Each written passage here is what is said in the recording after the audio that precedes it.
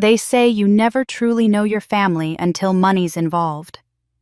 I learned that lesson standing in a hallway trembling, listening to my parents and sister laugh about how dumb I was, how easy it was to take my money year after year while keeping me out of every family photo, every moment that mattered.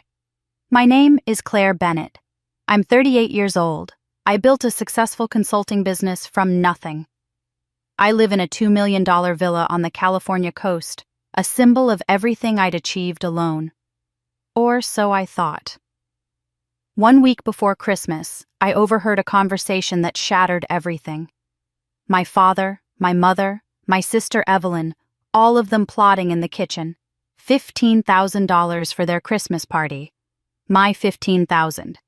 And I wasn't even invited. "She's too dumb to notice," my father said. "She thinks she's part of this family." My sister laughed. Cute. In that moment, I made a choice. I wouldn't confront them. I wouldn't cry. I wouldn't beg to be seen. I would disappear. Christmas night, their party collapsed into chaos. No food, no celebration. 50 humiliated guests walking out into the cold. Meanwhile, 40 miles away, I hosted the party of the year. Real friends, real family, real joy. By 7:20 p.m., my phone had blown up. 110 missed calls, desperate voicemails, frantic texts. But here's what they didn't know: I'd been documenting their abuse for 2 years. I had evidence of financial fraud. I had witnesses. I had a plan. And by the time this story ends, I won't just expose what they did to me. I'll reveal a family secret, so devastating, it will rewrite everything you thought you knew about betrayal. This is my story. And trust me, you haven't heard anything yet. My name is Claire Bennett. I'm 38 years old, and I run a successful business consulting firm that I built from the ground up. For the past decade, I've lived in what I believed was the ultimate symbol of my independence, a $2 million beachfront villa in Malibu that I thought I'd earned through nothing but hard work and determination. Every morning, I start my day the same way. I pour myself a cup of coffee, always black, no sugar, and step out onto the balcony that overlooks the Pacific Ocean. The sound of waves crashing against the shore below has become my meditation, my reminder that I made it. That I escaped the shadows of my childhood and built something real, something mine. The sunrise paints the water in shades of gold and pink, and for those few quiet moments, I feel like I've finally proven I'm enough. The villa itself is everything I dreamed of when I was younger. Floor-to-ceiling windows that flood every room with natural light. Hardwood floors that I picked out myself. A kitchen with marble countertops where I actually cook, unlike the ornate, unused kitchen at my parents' estate that exists purely for show. This place was supposed to be my sanctuary, my proof that I didn't need them, that I'd succeeded despite being invisible my entire life. My family lives 40 minutes north in a sprawling estate in the hills.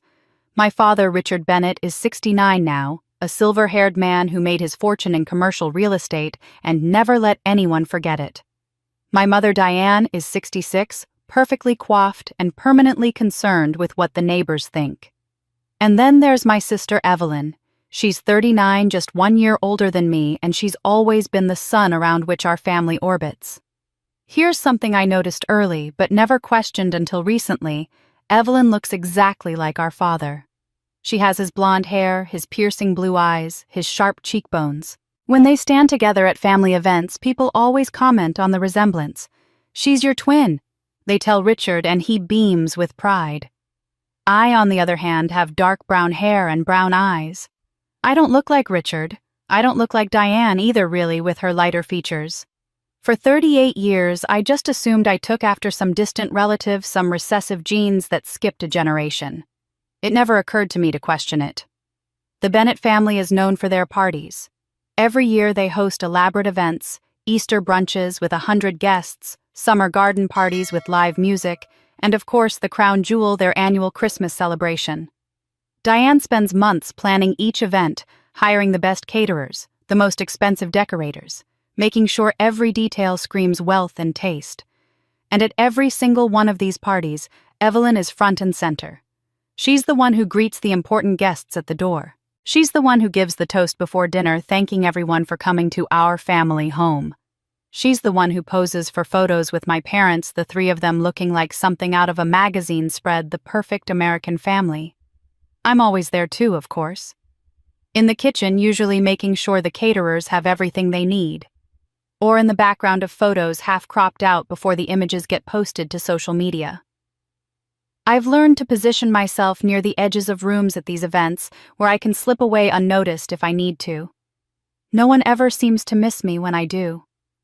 When I was 8 years old, I wrote a letter to my grandmother, Rose Martinez, my mother's mother, who lived in Arizona. I remember sitting at my little desk in my bedroom, carefully forming each letter with my pencil. "Dear Grandma," I wrote. "They forgot my birthday again. But Evelyn got a brand new car for hers. She just turned 12. Am I doing something wrong? Why don't they see me? Love, Claire." I never sent that letter. I found it years later tucked inside an old diary, and I'd forgotten I'd even written it. But seeing those words in my child's handwriting, "Am I doing something wrong?" broke something inside me. That little girl had already internalized that her invisibility was her fault, that if she could just figure out what she was doing wrong, maybe her parents would finally notice her. The pattern didn't stop as I grew up. It just became more sophisticated, more expensive.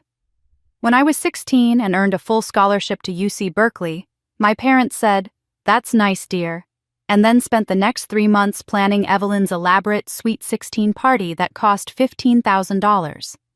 When I bought my first condo at 25 with my own savings, they congratulated me briefly before asking if I could loan them $10,000.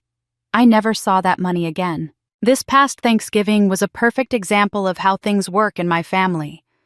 I showed up at their estate early in the morning with a car full of groceries. I spent 6 hours in that kitchen preparing a turkey, making stuffing from scratch, baking 3 different pies. My mother wandered in occasionally to comment that the gravy looked too thick or the rolls needed more time in the oven, but she never picked up a knife or stirred a pot. When dinner was ready and the 12 guests had arrived, everyone gathered in the dining room that Diane had decorated with her signature autumn elegance: burgundy linens, gold chargers, a centerpiece of roses and eucalyptus that probably cost $300. Before we sat down to eat, Diane announced it was time for the family photo. "Just immediate family for this one," she said, gesturing for Richard and Evelyn to join her by the fireplace. I was standing 3 feet away, still wearing the apron I'd cooked in all day. "I am immediate family," I said quietly. Evelyn rolled her eyes. "You know what Mom means, Claire. Don't make this difficult." So I stepped aside and watched as the photographer snapped picture after picture of the 3 of them, my father's arm around my mother's shoulders. Evelyn standing between them, all of them smiling like they'd just won the lottery. Later that night, I saw the photo posted on my mother's Facebook page. The caption read, "Grateful for my beautiful family this Thanksgiving." I'd spent $8,000 on that meal. I'd worked for 6 hours to prepare it, and I wasn't in a single photo. That night, after I'd driven home to my villa and poured myself a glass of wine on the balcony, I opened my laptop and created a new folder. I titled it Project Christmas, Evidence Log.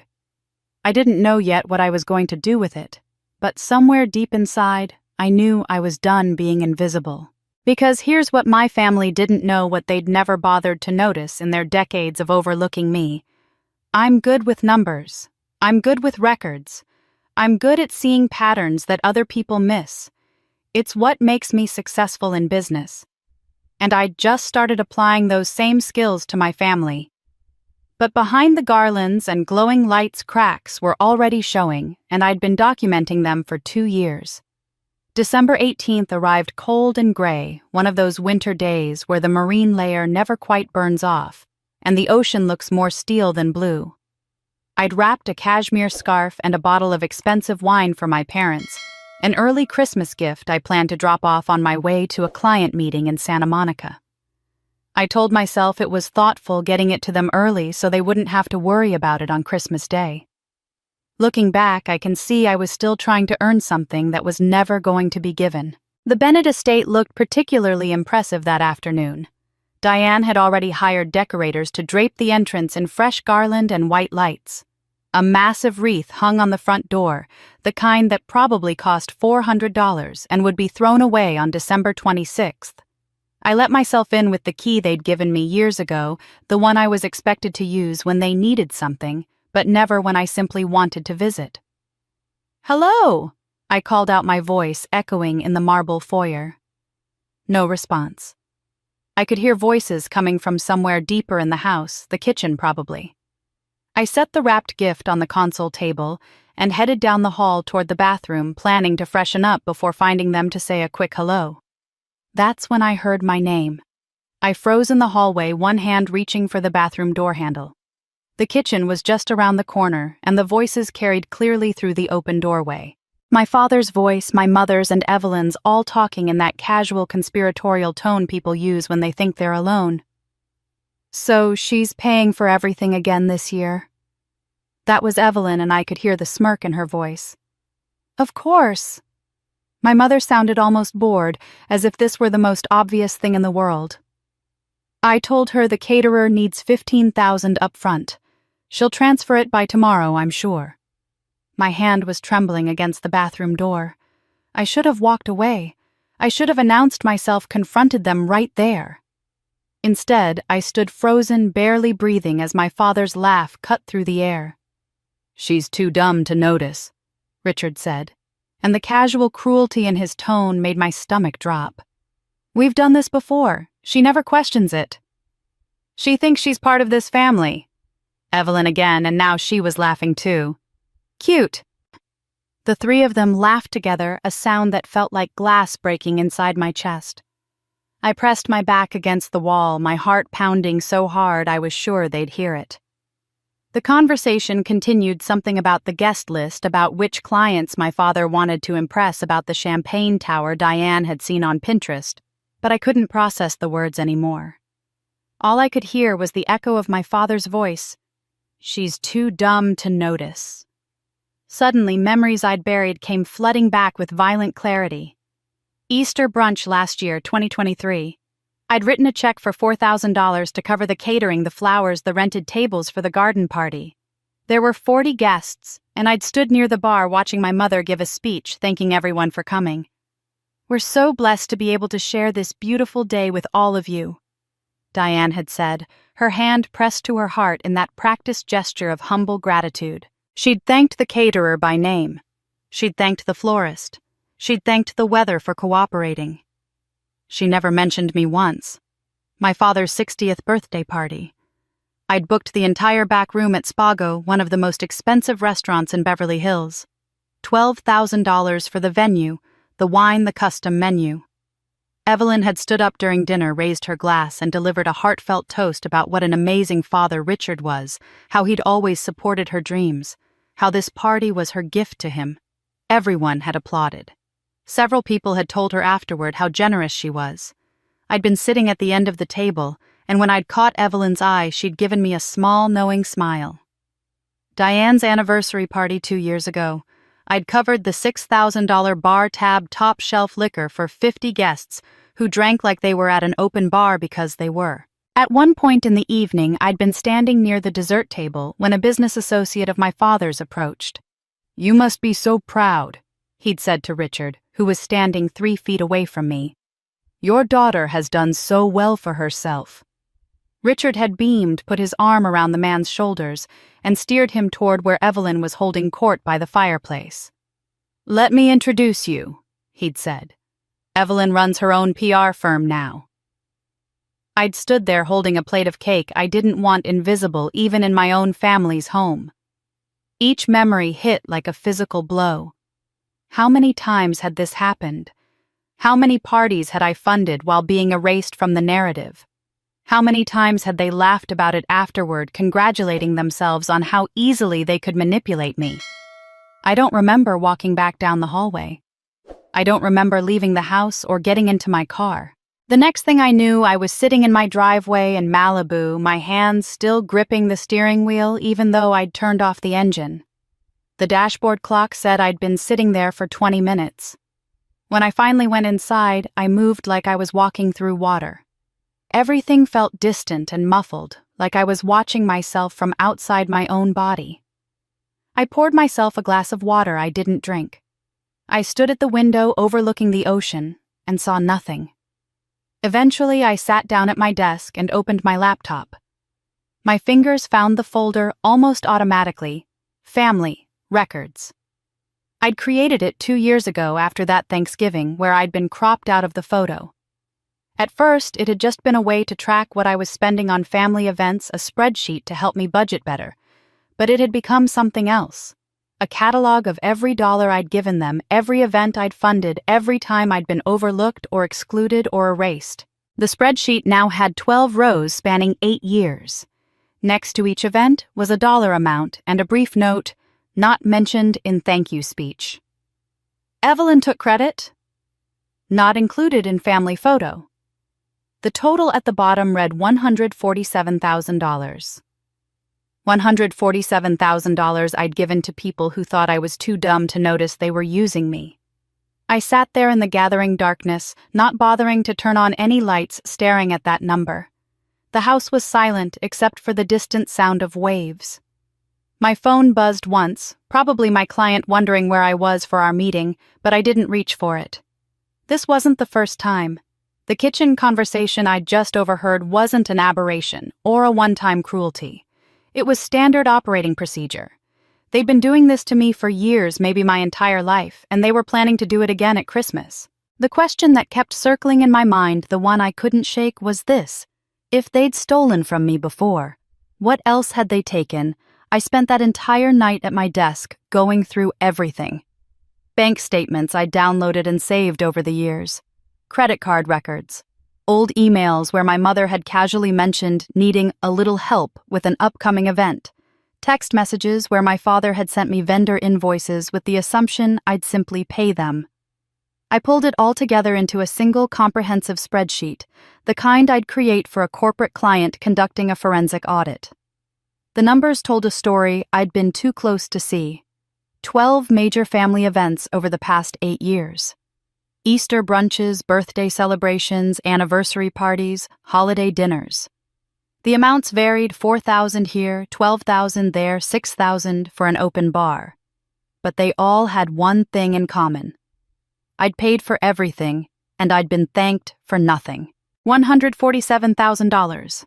That's what my place in the Bennett family had cost me over less than a decade. And that was just what I could document with receipts and bank transfers. It didn't include the smaller amounts, the cash I'd handed over, the times I'd loaned money that was never repaid, the gifts I'd bought that were probably regifted or forgotten in a closet somewhere. I opened my email archive and searched for my name in messages from my parents. The results made my chest tight. Vendor invoices, requests for money, reminders about upcoming events I was expected to fund. But when I searched for mentions of me in the photos they'd sent to relatives or posted on social media, I found almost nothing. There were plenty of family photos in my mother's sent folder, holiday cards, vacation snapshots, celebration pictures. I appeared in exactly 3 of them over 8 years, and in 2 of those I was partially cut off at the edge of the frame. I'd never been consulted about any family business decisions, despite being the most financially successful person in the family. When my father's commercial real estate ventures hit rough patches, he didn't ask for my professional advice. He just asked for money. When my mother wanted to redecorate the house, she didn't invite me to go furniture shopping with her like she did with Evelyn. She just sent me the bill for her decorator. The fury that had been building since I'd overheard that kitchen conversation wasn't explosive or hot. It was cold and precise, the kind of anger that sharpens your focus instead of clouding it. Every new discovery I made felt like another piece of evidence in a case I was building, though I didn't know yet what I was building it for. I kept coming back to that Thanksgiving photo, the one from 2023, that had started all of this documentation. I'd spent the entire day in their kitchen that year, arriving at 7 a.m. with a trunk full of groceries I'd paid for. I'd brined the turkey the night before at my own house, transported it carefully in a cooler. I'd made my grandmother's stuffing recipe from scratch, hand-rolling each piece of bread into crumbs, because Diane insisted boxed stuffing was tacky. I'd baked 3 pies, pumpkin, apple, and pecan because my father liked having options. When the guests started arriving around 4, I was still in the kitchen, my hair pulled back in a messy bun, my apron splattered with gravy. Diane swept through in her cream-colored cashmere dress, looking like she'd stepped out of a catalog, and announced it was time for the family photo. I remember pulling off my apron, smoothing down my hair, ready to join them. That's when she'd said it so casually, like it was the most reasonable thing in the world. Just immediate family for this one. The words I'd spoken in response, "I am immediate family," had come out smaller than I'd intended, almost like a question. Evelyn's eye roll had been subtle but unmistakable. "You know what Mom means?" She'd set her tone, suggesting I was being deliberately difficult, purposely misunderstanding something obvious. I'd stepped aside and watched the 3 of them pose. My mother's hand on my father's arm, Evelyn standing between them, her blonde hair catching the light from the fireplace, looking every inch like she belonged.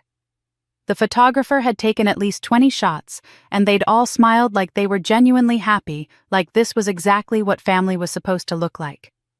The photo Diane posted later had a caption that still burned when I thought about it: "Blessed with my girls." Plural. As if I'd been there.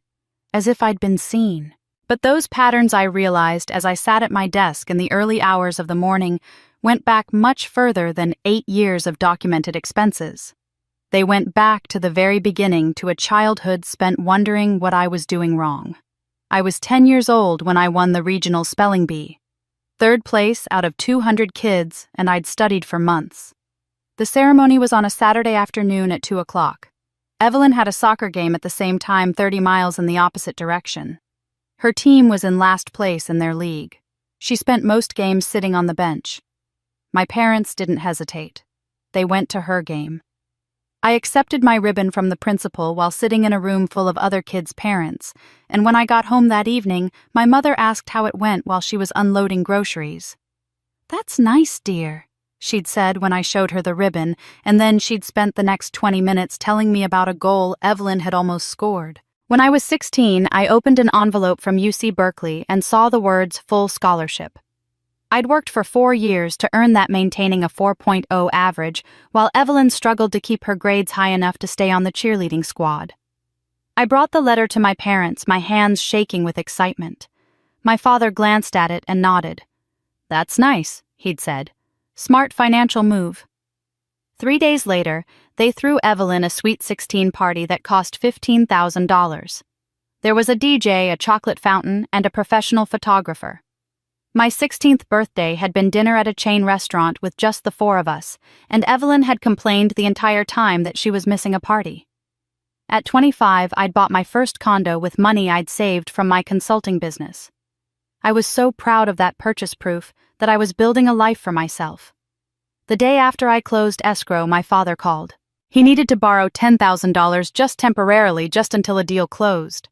I transferred the money that afternoon. I never saw it again, and when I finally worked up the courage to ask about it 2 years later, he looked at me like I was being petty.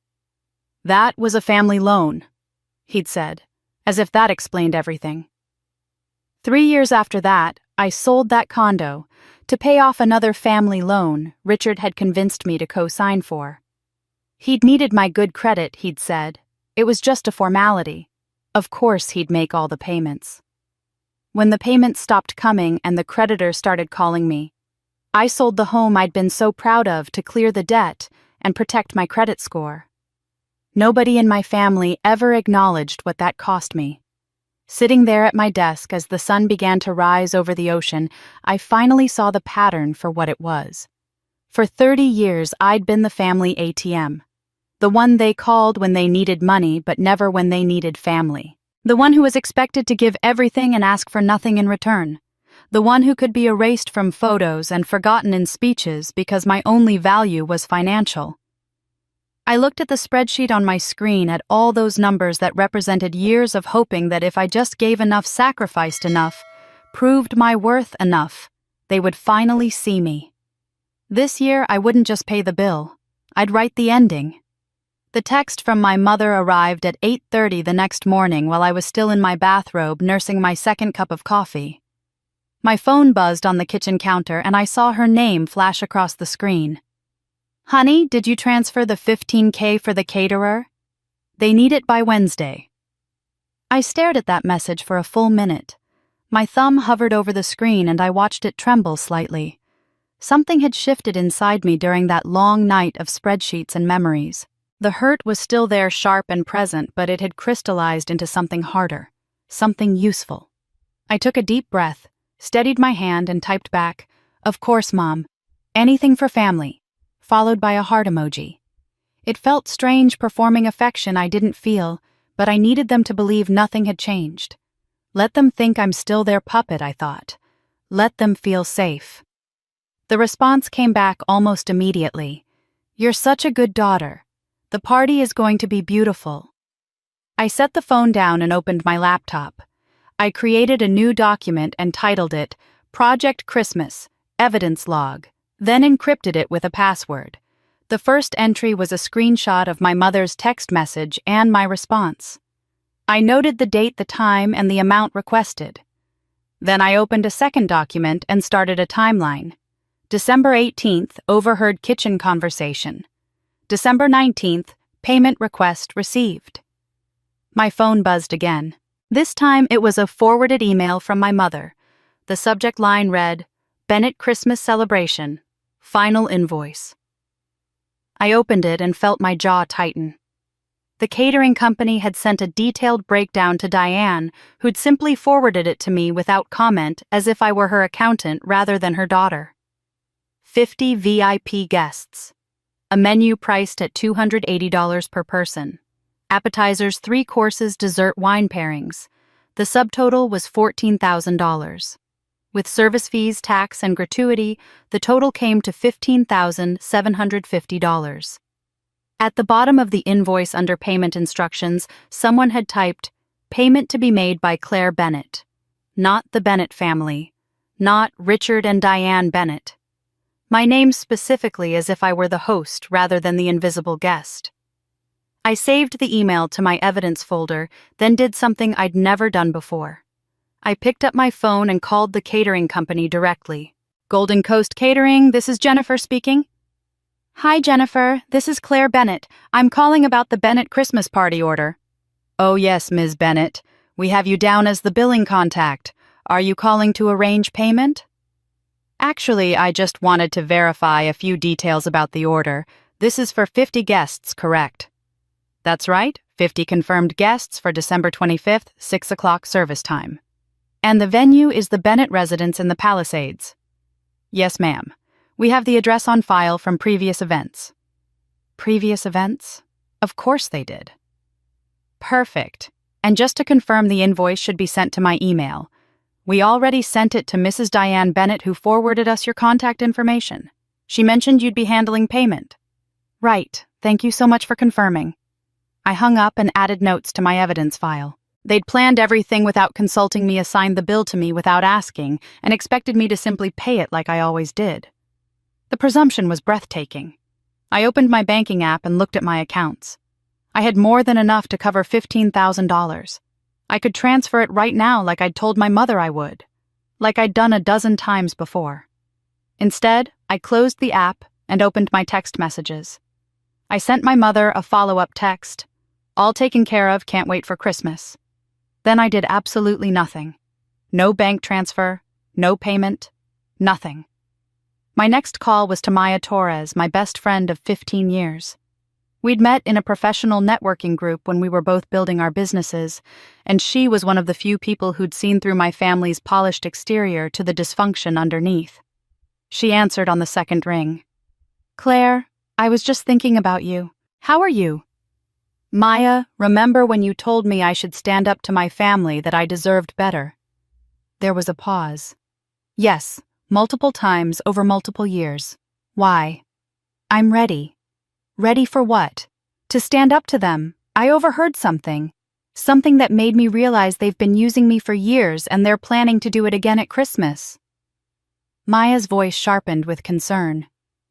"What did you hear?" I told her about the kitchen conversation, about the casual cruelty in their voices, about the $15,000 they expected me to pay for a party I wasn't really invited to. When I finished, she was quiet for a moment. "What are you going to do?" "I'm going to throw my own party. Same night, Christmas night, with people who actually want me there." "You're serious?" "I've never been more serious about anything in my life." I could hear Maya moving around, probably settling into a chair. "Okay, I'm in. What do you need?" "Help making a guest list. I want to invite people who've shown me genuine kindness, people who see me as more than a checkbook." We spent the next hour on the phone while I made a list. Maya, obviously. Mrs. Chen, my elderly neighbor who always smiled and waved when she saw me, who I'd helped with her groceries more times than I could count. James Rivera, a young entrepreneur I'd mentored 3 years ago, who still sent me thank you cards. Carlos, a teacher at the local elementary school whose classroom supply fund I contributed to every year. Sophie, the goddaughter of my late business mentor who called me Aunt Claire, and actually meant it. By the time I hung up, I had 40 names. 40 people who'd never asked me for money but had given me something more valuable. They'd made me feel seen. I looked at the 2 documents open on my laptop. Project Christmas, evidence log, on one side filled with screenshots and notes about my family's exploitation. My guest list on the other side filled with names of people who represented everything my family wasn't. They thought I was their puppet dancing on strings they controlled with casual cruelty and calculated neglect. But they were wrong about something fundamental. I wasn't tangled in their strings anymore. Soon they'd see the strings were mine. Over the next 5 days, I watched 2 completely different Christmas celebrations take shape, running on parallel tracks that would never meet. My mother's Instagram feed became a real-time documentary of her preparations, and I found myself checking it, obsessively screenshotting everything for my evidence file. On December 20th, Diane posted a photo of herself with an event planner I recognized from society pages, both of them standing in front of fabric swatches and flower samples. The caption read, "Working with the amazing Christina Vale to make this year's celebration absolutely perfect." The comments were exactly what she wanted. "You have such exquisite taste. Can't wait. Already jealous I'm not invited." What none of those commenters knew was that Christina Vale's deposit had been paid with money Diane thought was coming from my account. Evelyn's posts were even more pointed. On the 21st, she shared a photo of gold-rimmed chargers and crystal champagne flutes arranged on their dining room table. "The event of the season," she'd written, followed by a sparkling emoji and the hashtag hostess with the mostess. The next day, it was a shot of an elaborate champagne tower being assembled in their foyer, backlit for maximum dramatic effect. Each post collected hundreds of likes from people who had no idea that the hostess hadn't spent a dime of her own money. I learned from my mother's posts that Richard had invited his most important business partners, the ones he was always trying to impress. There was the developer who owned half the waterfront property in Marina del Rey, the city council member who controlled zoning decisions, the venture capitalist who funded tech startups and summered in the Hamptons.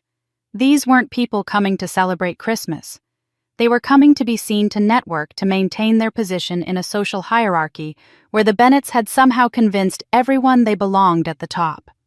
While my family prepared their performance, I was planning something entirely different.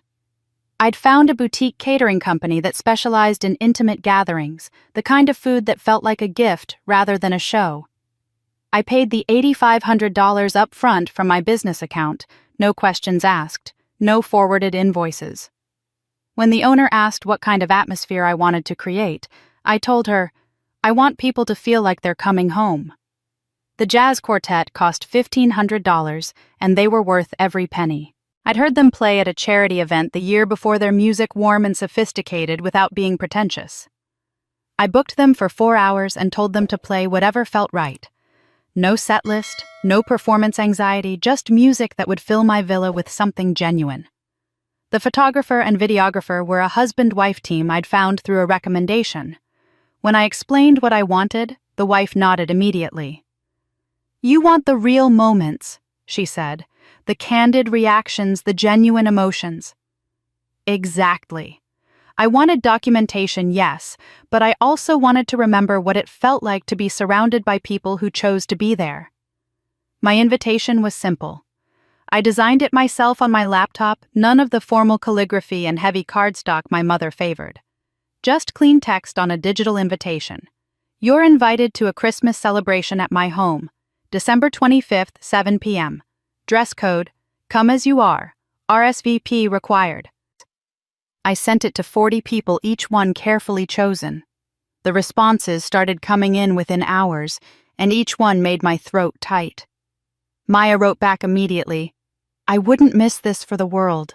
You're my sister in every way that matters. Mrs. Chen, who I'd helped carry groceries up to her apartment at least once a week for the past 3 years, responded with a voice message because she wasn't comfortable with email. Oh, Claire, sweetheart, thank you for thinking of an old lady. I'll bring my famous almond cookies. James Rivera, who I'd mentored through starting his own consulting firm, and who now had 15 employees, sent a message at midnight. You believed in me when no one else did. Of course I'll be there. Carlos, the elementary school teacher, replied, My classroom and I are only possible because of your generosity. It would be an honor. Sophie, who was 23 now and working as a graphic designer, sent a video message of herself crying happy tears. Aunt Claire, you've been more family to me than most of my actual relatives. Thank you. Within 24 hours, all 40 people had responded yes. Not a single person had asked about valet parking or gift expectations or whether it was black tie. Not one of them had treated the invitation like a networking opportunity or a social obligation. They'd responded with gratitude, with affection, with the kind of genuine warmth I'd spent my whole life hoping to receive from the people who shared my DNA. I kept watching my mother's Instagram, though, because I needed to see the contrast. On December 23rd, she posted a boomerang of champagne being poured with the caption, Final preparations underway. The comments on that post told me everything I needed to know about her guest list. Will there be valet? Someone asked. What's the expected gift price range? Another wanted to know. Black tie or cocktail attire? The questions weren't about celebrating Christmas or spending time with the Bennett family. They were about protocol appearances, doing everything correctly according to some unspoken rulebook that governed their world. I screenshot all of it. Every post, every comment, every reveal about what my family valued and who they wanted to impress. The evidence folder on my laptop was growing daily, a comprehensive record of 2 parties being planned for the same night by the same family, though only one of us knew both existed. 2 parties. 2 guest lists. 1 night of truth. On December 20th, 5 days before Christmas, my mother's text arrived while I was reviewing contracts for a client. The message made me set down my pen and read it 3 times to make sure I wasn't misunderstanding. Honey, about Christmas dinner. We're having it at 6 p.m. You can come, but try not to draw attention. Evelyn has some important guests. I sat there staring at those words. You can come. Not, we'd love to have you, or please join us, or even dinner starts at 6. You can come. As if my presence at a family Christmas dinner was a privilege being granted rather than an expectation. And then the second part, the part that made my hands shake as I screenshot the message, try not to draw attention. I was being told not to embarrass them at a party I was funding. I was being permitted to attend as long as I made myself invisible, which was exactly what I'd been doing my entire life, except now they were saying it explicitly. They weren't even pretending anymore. I saved the screenshot to my evidence folder and titled it, Explicit Exclusion, Deck 20. Then I typed back a response that felt like swallowing glass. Of course, Mom, whatever works best for Evelyn's event. Her reply came quickly. You're so understanding. This is why you're my favorite daughter. I almost laughed. I was her only biological daughter, and she'd just told me to stay out of the way at Christmas. Later that afternoon, an email notification popped up on my phone. The sender was Evelyn. The subject line read, Bennett Christmas Celebration, Final Guest List. And I was CC'd along with my parents and the catering company. I opened it expecting to see my name somewhere in the 50 confirmed attendees. I scrolled through the entire list twice. Every business partner, every society friend, every person my parents wanted to impress was listed with their dietary restrictions and seating preferences noted. My name appeared exactly nowhere. My fingers moved before I could think better of it. I hit reply all and typed, "I don't see my name on the guest list." The response from Evelyn came within minutes. "Oh, we assumed you'd be busy. You're always so independent." Independent. The word my family used when they meant inconvenient, unwanted, unnecessary. I'd heard it my whole life, always delivered with that same tone, that same implication that my self-sufficiency was somehow a personality flaw rather than a survival skill I'd developed because they'd given me no choice. I saved the entire email thread, including the guest list, with my obvious absence and Evelyn's response. This wasn't subtext anymore. This was documentation. They'd put it in writing that I wasn't welcome at the party they expected me to pay for. That evening my phone rang. My father's name appeared on the screen and I almost didn't answer. But I needed to hear what he'd say, needed to document how far they'd push. "Claire, hi. Quick question about the wine." "No hello, no, how are you just straight to asking for more money?" "What about the wine?" "Well, we were looking at the standard wine package, but some of our guests are real connoisseurs. I was thinking we should upgrade to the premium tier. It's only about 3,000 more." Only 3,000. As if that were pocket change, as if he weren't asking me to increase my payment for a party I apparently wasn't actually invited to. "Dad, will I be sitting at the main table?" There was a pause. "What?" "For dinner. Evelyn's arranging seating, you said. Where am I sitting?" "Well, you know how Evelyn is. She's very particular about the flow of conversation at different tables. I'm sure she has you placed somewhere appropriate." "So, where am I sitting?" Another pause longer this time. "We'll figure it out, Claire. Don't worry about those details. Just send the money for the wine upgrade." "Okay. The caterer needs final numbers by tomorrow." I looked at the time on my phone and made a note in my evidence file. December 20th, 7:43 p.m. Richard Bennett requests additional $3,000 for wine upgrade despite caller's name not appearing on guest list.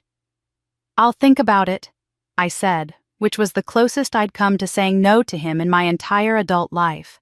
"Think about it, Claire. We need to know by tomorrow." "Then I guess you should have asked me earlier. I need to go, Dad. I have a call with a client." I hung up before he could respond.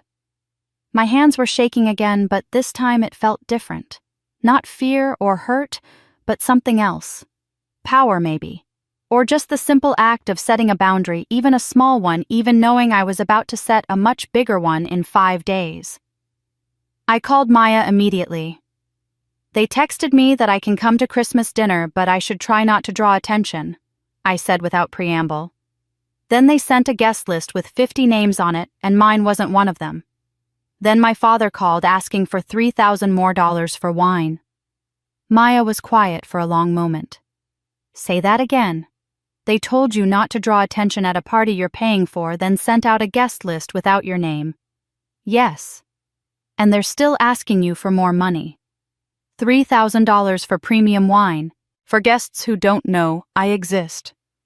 "Claire, I'm going to say something and I need you to really hear me. This is financial abuse combined with psychological abuse. You know that, right? This isn't just them being thoughtless or self-centered. This is systematic exploitation with a side of emotional cruelty." I did know that. I'd known it on some level for years, maybe my whole life. But hearing Maya say it out loud in those clear terms made something solidify inside me. "I know," I said quietly. "I'm documenting everything. Every text, every email, every phone call. They're excluding me in writing, Maya. They're giving me evidence." "Good. What are you going to do with it?" I looked at my laptop screen at the folder that now contained dozens of screenshots and saved emails and notes from phone calls. All of it time-stamped, all of it indisputable, all of it proof of exactly what my family thought of me and how they'd treated me for decades. I'm going to make sure everyone sees what they really are. They'd excluded me in writing carefully and explicitly, probably never imagining I was saving every word. And I filed it as Exhibit A. The next afternoon, I decided to make one more trip to my parents' house. I told myself I was dropping off another gift, something small and forgettable, but the truth was, I needed to see them one more time before Christmas.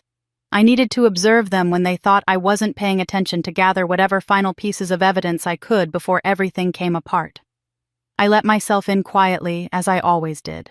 The house smelled like pine and cinnamon. Those expensive candles my mother burned to create the illusion of homey warmth in a place that had never felt warm to me. I could hear voices coming from deeper in the house, and I moved carefully, my footsteps silent on the marble floors. Evelyn's voice drifted out from my father's study, the door slightly ajar. She was on the phone, and I recognized the tone immediately. It was the voice she used with her close friends, unguarded and casual, all the polish and performance stripped away. "She's such a walking wallet," Evelyn said, and I knew instantly she was talking about me. I froze in the hallway, my hand halfway to the study door. Honestly, if she stopped paying for everything, they'd drop her in a second. Mom and Dad, I mean. She'd be gone. There was a pause while her friend responded, and then Evelyn laughed. "I know it sounds harsh, but it's true. She has all this money but no life. It's kind of sad, really. Remember Dad's 60th birthday? She showed up in this dress trying to look elegant or whatever, and Mom pulled her aside and made her change into something more appropriate. Like read the room, you know." My hand was trembling against the doorframe. I remembered that night, remembered the dress I'd chosen so carefully, a deep blue that I'd thought was sophisticated. My mother had taken one look at me and said, "That's a bit much, don't you think?"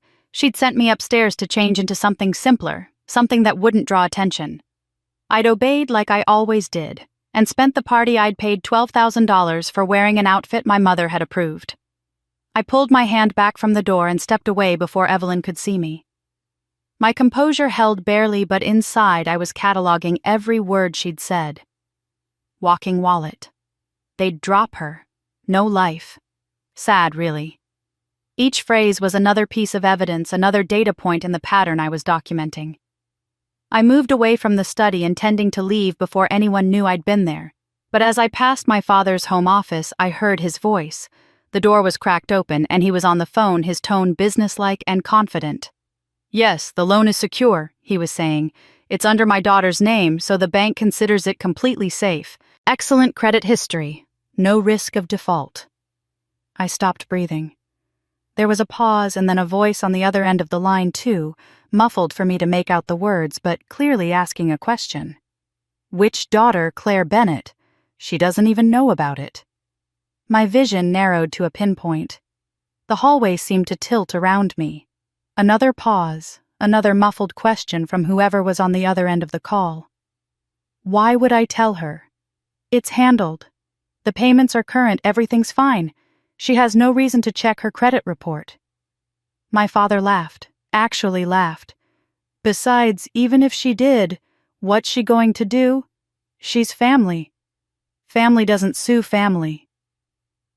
I backed away from the door slowly, carefully, my heart hammering so hard I could feel it in my throat.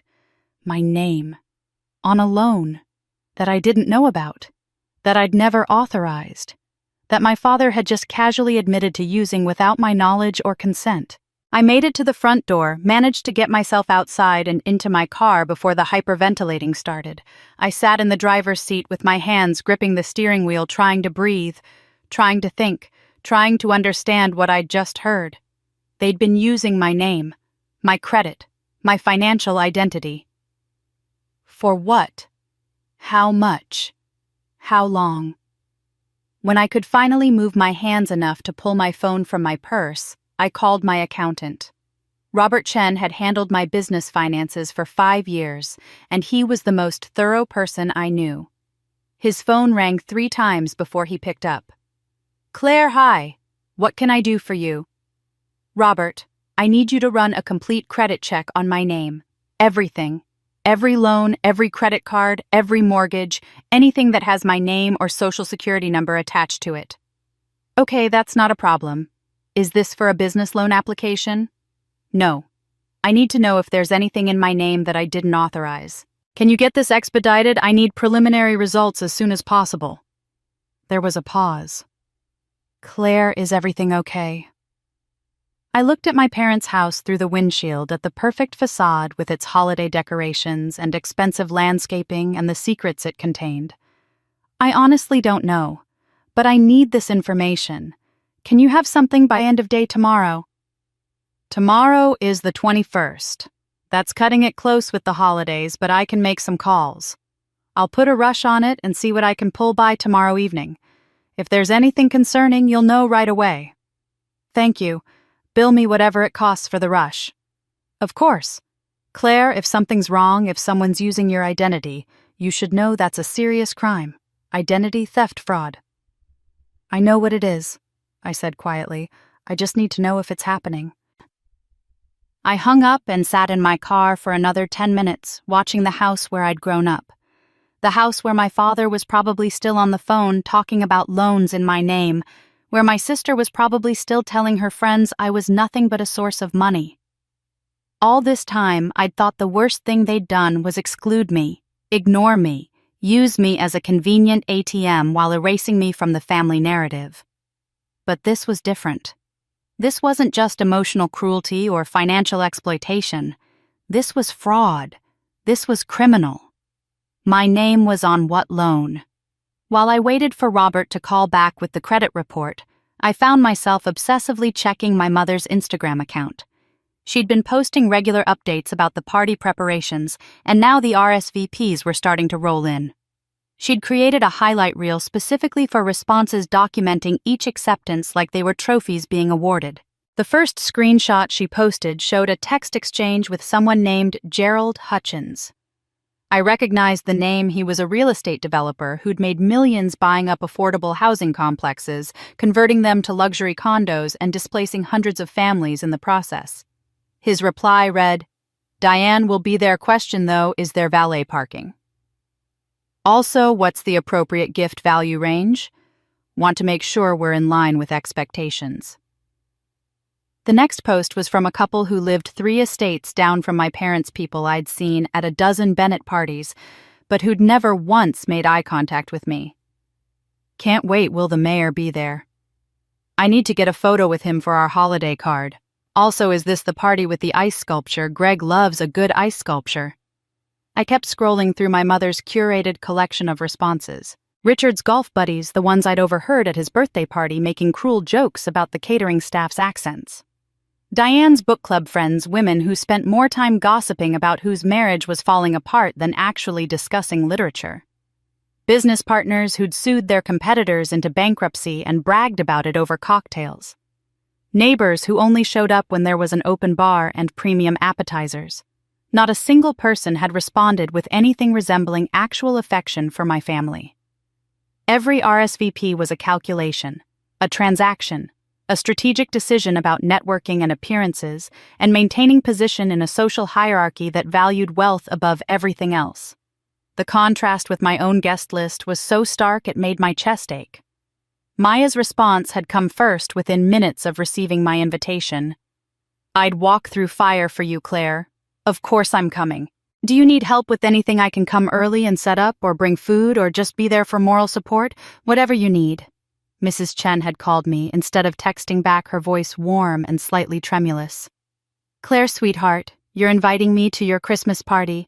Oh, honey, I'm honored. You're the daughter I wish I'd had. Thank you for thinking of an old lady. I'll bring my almond cookies, the ones you like." James Rivera's message had arrived late at night after what I assumed had been a long day at his office. "Claire, I don't even know how to thank you properly for this invitation. You changed my life when you gave me that job 5 years ago. You believed in me when I had nothing but an idea and a lot of hope. I owe you everything. Of course I'll be there. And I mean this, if you ever need anything at all, you call me." Carlos, the elementary school teacher whose classroom supply budget I supplemented every year, had sent a voice message because he was driving home from school. Miss Claire, it's Carlos. I just saw your invitation and I had to pull over because I got a little emotional. The kids in my class ask about you every week. When is Miss Claire coming back? Did Miss Claire see my report card? You're family to us, to all of us. I'll be there and I'm bringing my famous tamales. See you Christmas. Sophie's response had made me cry. She'd sent a video of herself sitting in her apartment, tears streaming down her face. Aunt Claire, I just got your invitation and I'm a mess. My mom would be so proud of the woman you are. She always said you were the kind of person who made the world better just by being in it, and she was right. Thank you for being my family when I needed one. I love you. See you Christmas. Each response was personal, heartfelt, specific. They remembered conversations we'd had, kindnesses I'd shown, moments we'd shared. They offered to bring food to help set up to arrive early or stay late. They called me family not because we shared DNA, but because we'd chosen each other. I sat on my couch that evening with my laptop open, 2 browser windows side by side. On the left, my mother's Instagram highlights showing her 50 VIP guests asking about valet parking and gift expectations and networking opportunities. On the right, my email inbox filled with responses from 40 people telling me they loved me, thanked me, considered me family. The difference wasn't subtle. My family's guests were asking what they would get from attending. My guests were asking what they could bring, what they could contribute, how they could show their appreciation for being included. One party was transactional, the other was relational. One party was about maintaining appearances and impressing the right people and being seen in the right place with the right crowd. The other was about gathering people who actually cared about each other, who showed up not because it would benefit them, but because they genuinely wanted to be there. My phone buzzed with a text from Maya. I've been looking at your guest list. These are good people, Claire. Real people. People who see you for who you are, not what you can do for them. Your real family is coming to your party. The other one, they never deserved you. I looked at that message for a long time before responding. I'm starting to see that, I typed back. I think I've always known it, but I kept hoping I was wrong. I kept thinking maybe if I gave enough, sacrificed enough, they'd finally see me the way these people do. Maya's response came immediately.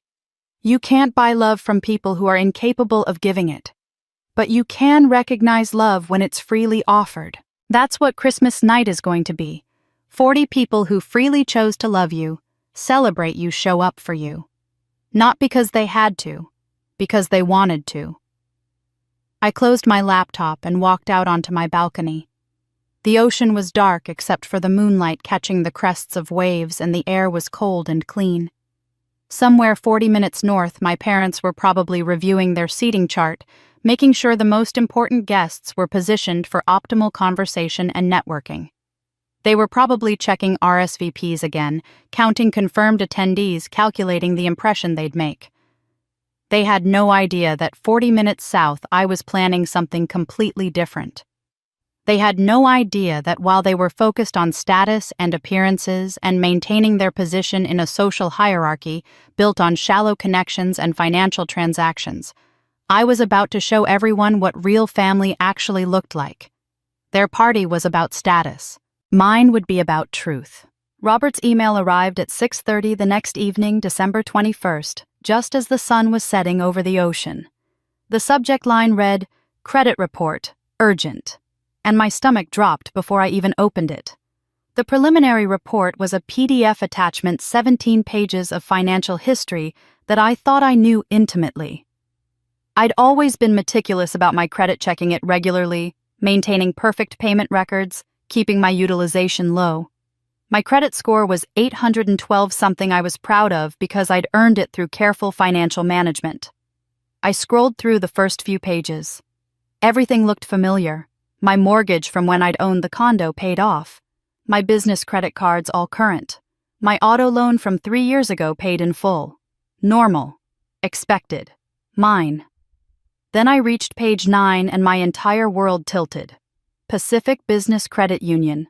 Business loan. Principal amount $175,000. Origination date March 15, 2019. Current balance $142,000. Payment status current. Borrower Claire Elizabeth Bennett. Co-signer Richard James Bennett. I read those lines 5 times. 6 years ago. $175,000. My name. I had never signed anything. I had never authorized anything. I had never even heard of Pacific Business Credit Union until this exact moment. My hands were shaking so badly I almost dropped my phone when I called Robert back. "I never authorized this," I said as soon as he answered. "This loan on page 9. I've never seen this before. I never signed anything." "Claire, I was afraid of that. I highlighted it in the report because when I saw it, something felt off. Look at the signature page. I've attached it as a separate file." I found the attachment, opened it. There was my signature, or something that looked like my signature. Claire Bennett in that distinctive cursive I'd developed in high school. But the more I looked at it, the more wrong it appeared. The loops in the C and the B were slightly different from how I actually wrote them. The pressure of the pen was inconsistent, heavier in some places than others, like someone had been tracing carefully rather than writing naturally. "Someone forged this," I said. "That's my assessment too, but I'm not a forensic expert. You need to get a professional handwriting analyst to examine it. If this is fraud, Claire, this is serious. This is identity theft at minimum, potentially bank fraud, depending on how the loan was obtained. My father is the cosigner." Robert was quiet for a moment. "Your father?"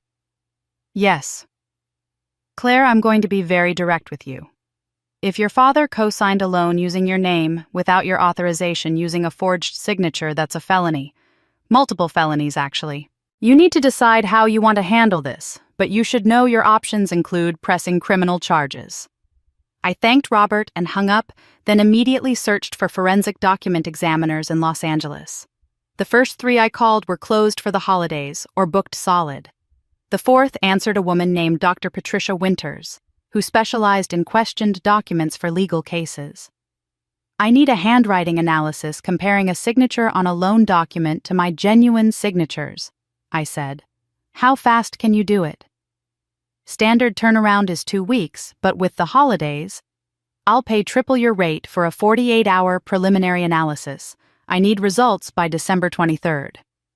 There was a pause. "That's a very tight timeline." "I know, but I'm willing to pay whatever it takes. This is time sensitive.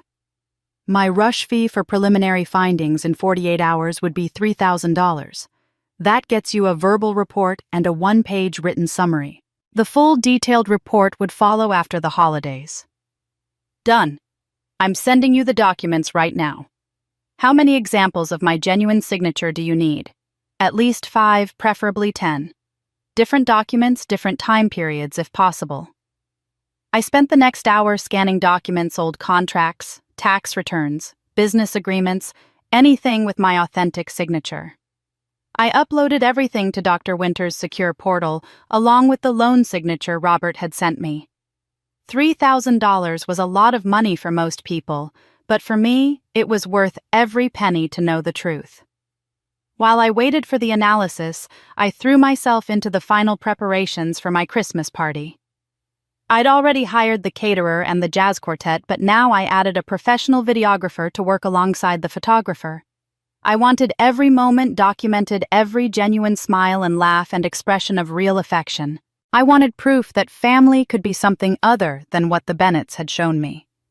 I designed an Instagram carousel on my laptop, 5 carefully chosen images that told a story. The post was scheduled to go live on December 25th at 7:15 in the evening, 15 minutes after my party started, right when my parents' party would be falling apart. The caption was already written. "Tonight, I'm celebrating Christmas with my real family, not the people who share my blood, the people who share my values." I arranged for security at the villa, not because I expected trouble, but because I wanted everything to be perfect. I hired a valet service so my guests wouldn't have to worry about parking. I set up a donation box by the front door with a sign, In lieu of gifts, please donate to our local family shelter. I wanted this party to be about giving, about community, about everything a celebration should be. My phone buzzed constantly with updates from my mother's planning. Photos of the table settings, the champagne tower being assembled in their foyer, the designer florals being arranged. Evelyn's Instagram stories showed her trying on 3 different dresses, asking her followers which one made her look most elegant. Every post was a performance, a carefully curated display of wealth and taste. On December 22nd, my father texted me, "Don't forget that extra $3K for the premium wine. Caterer needs it by tomorrow." I stared at that text for a long moment, thinking about the $175,000 loan I'd never authorized, about the forged signature that was probably his wife's handiwork, about 38 years of being used and discarded and treated like an ATM with no feelings. I typed back, "Already taken care of," followed by a heart emoji. I had taken care of nothing. I had paid nothing. I had authorized nothing. But they didn't need to know that yet. My party budget was $12,000, every penny paid from my own account, every vendor confirmed and secured. The Bennett party budget was $18,750. The original $15,000 plus the $3,000 wine upgrade. All of it expected to come from me, none of it actually transferred. I made notes in my evidence file, added screenshots, documented every text, every Instagram post, every casual assumption that I would simply hand over money for a party I wasn't welcome at. The folder on my laptop was getting comprehensive now, a complete record of exploitation and exclusion, all of it time-stamped and saved, and ready to be used. Maya called that evening.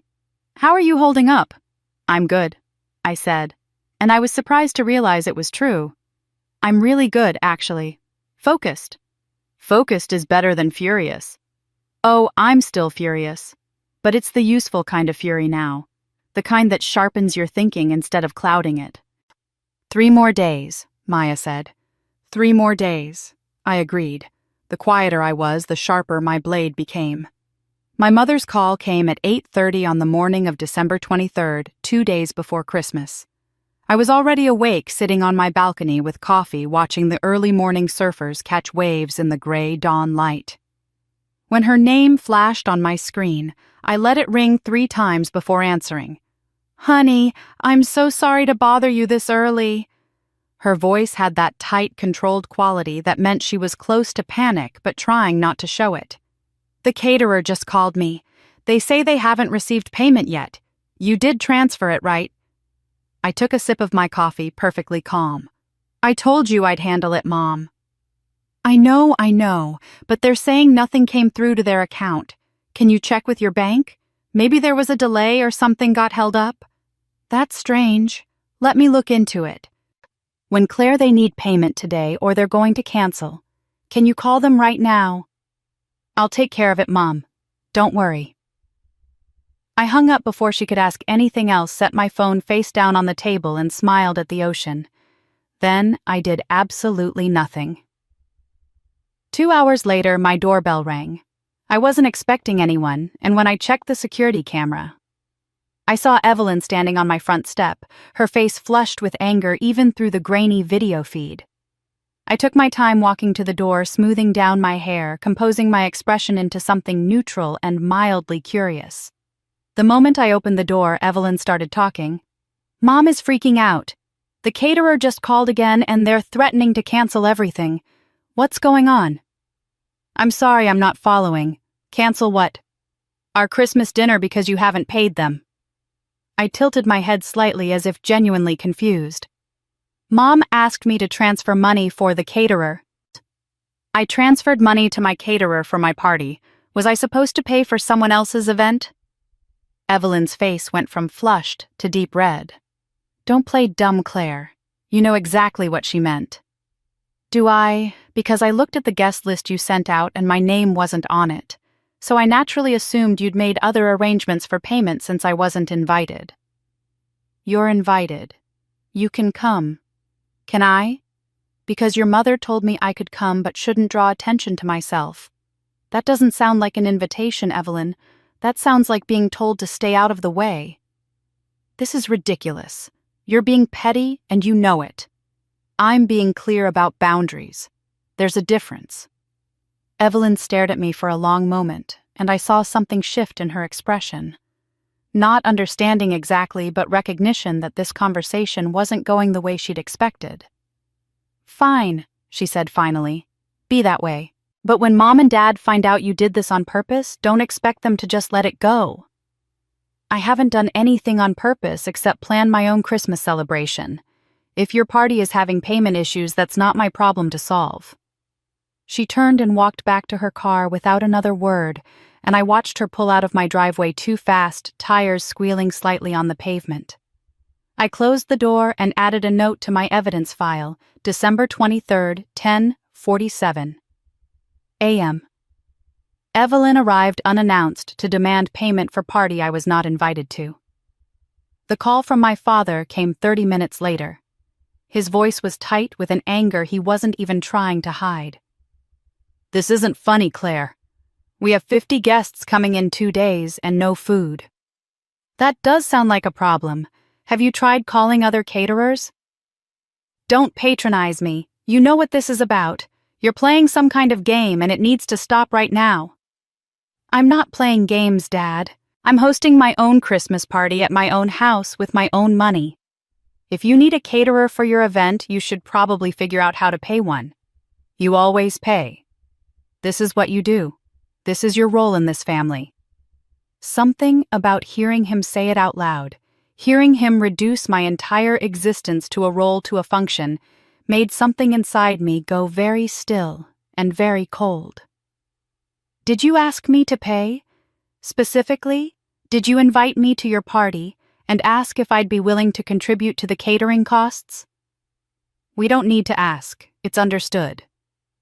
Nothing is understood anymore, Dad, and for the record, I don't see my name on your guest list, so I'm not sure why you'd expect someone who isn't invited to pay for your party. Stop playing these games. We need that money transferred today. I'm not playing games. I'm done playing ATM. I hung up on him, something I'd never done in my entire life.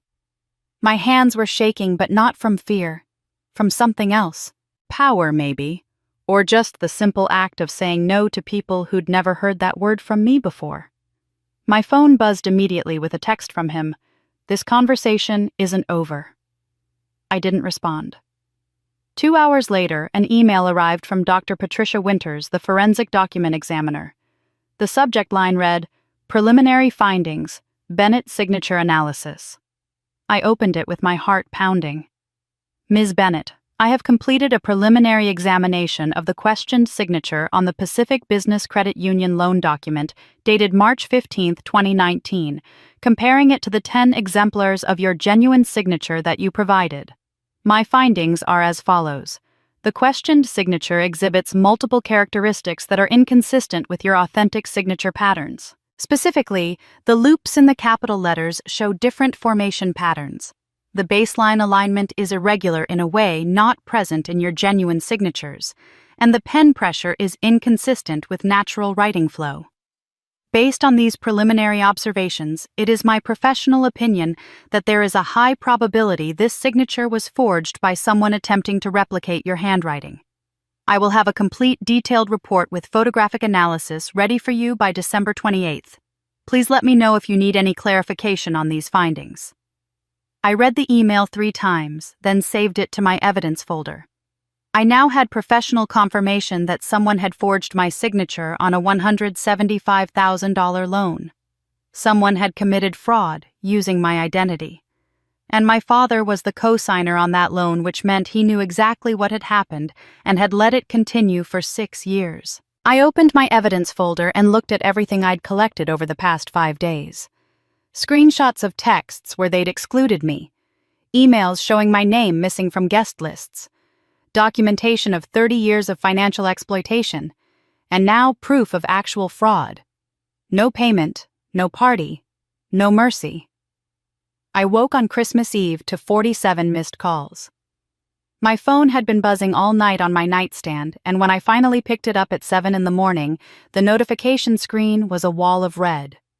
18 calls from Diane, 16 from Richard, 13 from Evelyn. I scrolled through without listening to a single voicemail, then silenced my phone completely. The morning was overcast, that particular gray that Southern California gets in winter when the marine layer settles in and refuses to lift. I made my coffee and carried it out to the balcony, wrapping myself in a thick cardigan against the damp cold. The ocean was calm, almost flat, and I watched a handful of die-hard surfers paddling out to catch the small waves that rolled in with patient regularity. I felt peaceful. That was the strange thing, the unexpected thing. I'd spent days building toward this confrontation, collecting evidence, planning my own celebration, and I'd expected to feel anxious or angry or afraid. Instead, I felt calm in a way I hadn't experienced in years, maybe ever. It was the calm of finally making a decision after decades of indecision, the peace that comes from choosing action over passive acceptance. I spent the morning preparing my villa with the same attention to detail I brought to my business projects. I arranged fresh flowers in every room, white roses and eucalyptus, simple and elegant. I tested the sound system 3 times to make sure the jazz quartet would have perfect acoustics. I went through my guest list one final time and wrote a personalized thank you card for each person, 40 individual notes expressing genuine gratitude for their presence in my life. The emerald green dress I'd chosen hung in my closet waiting.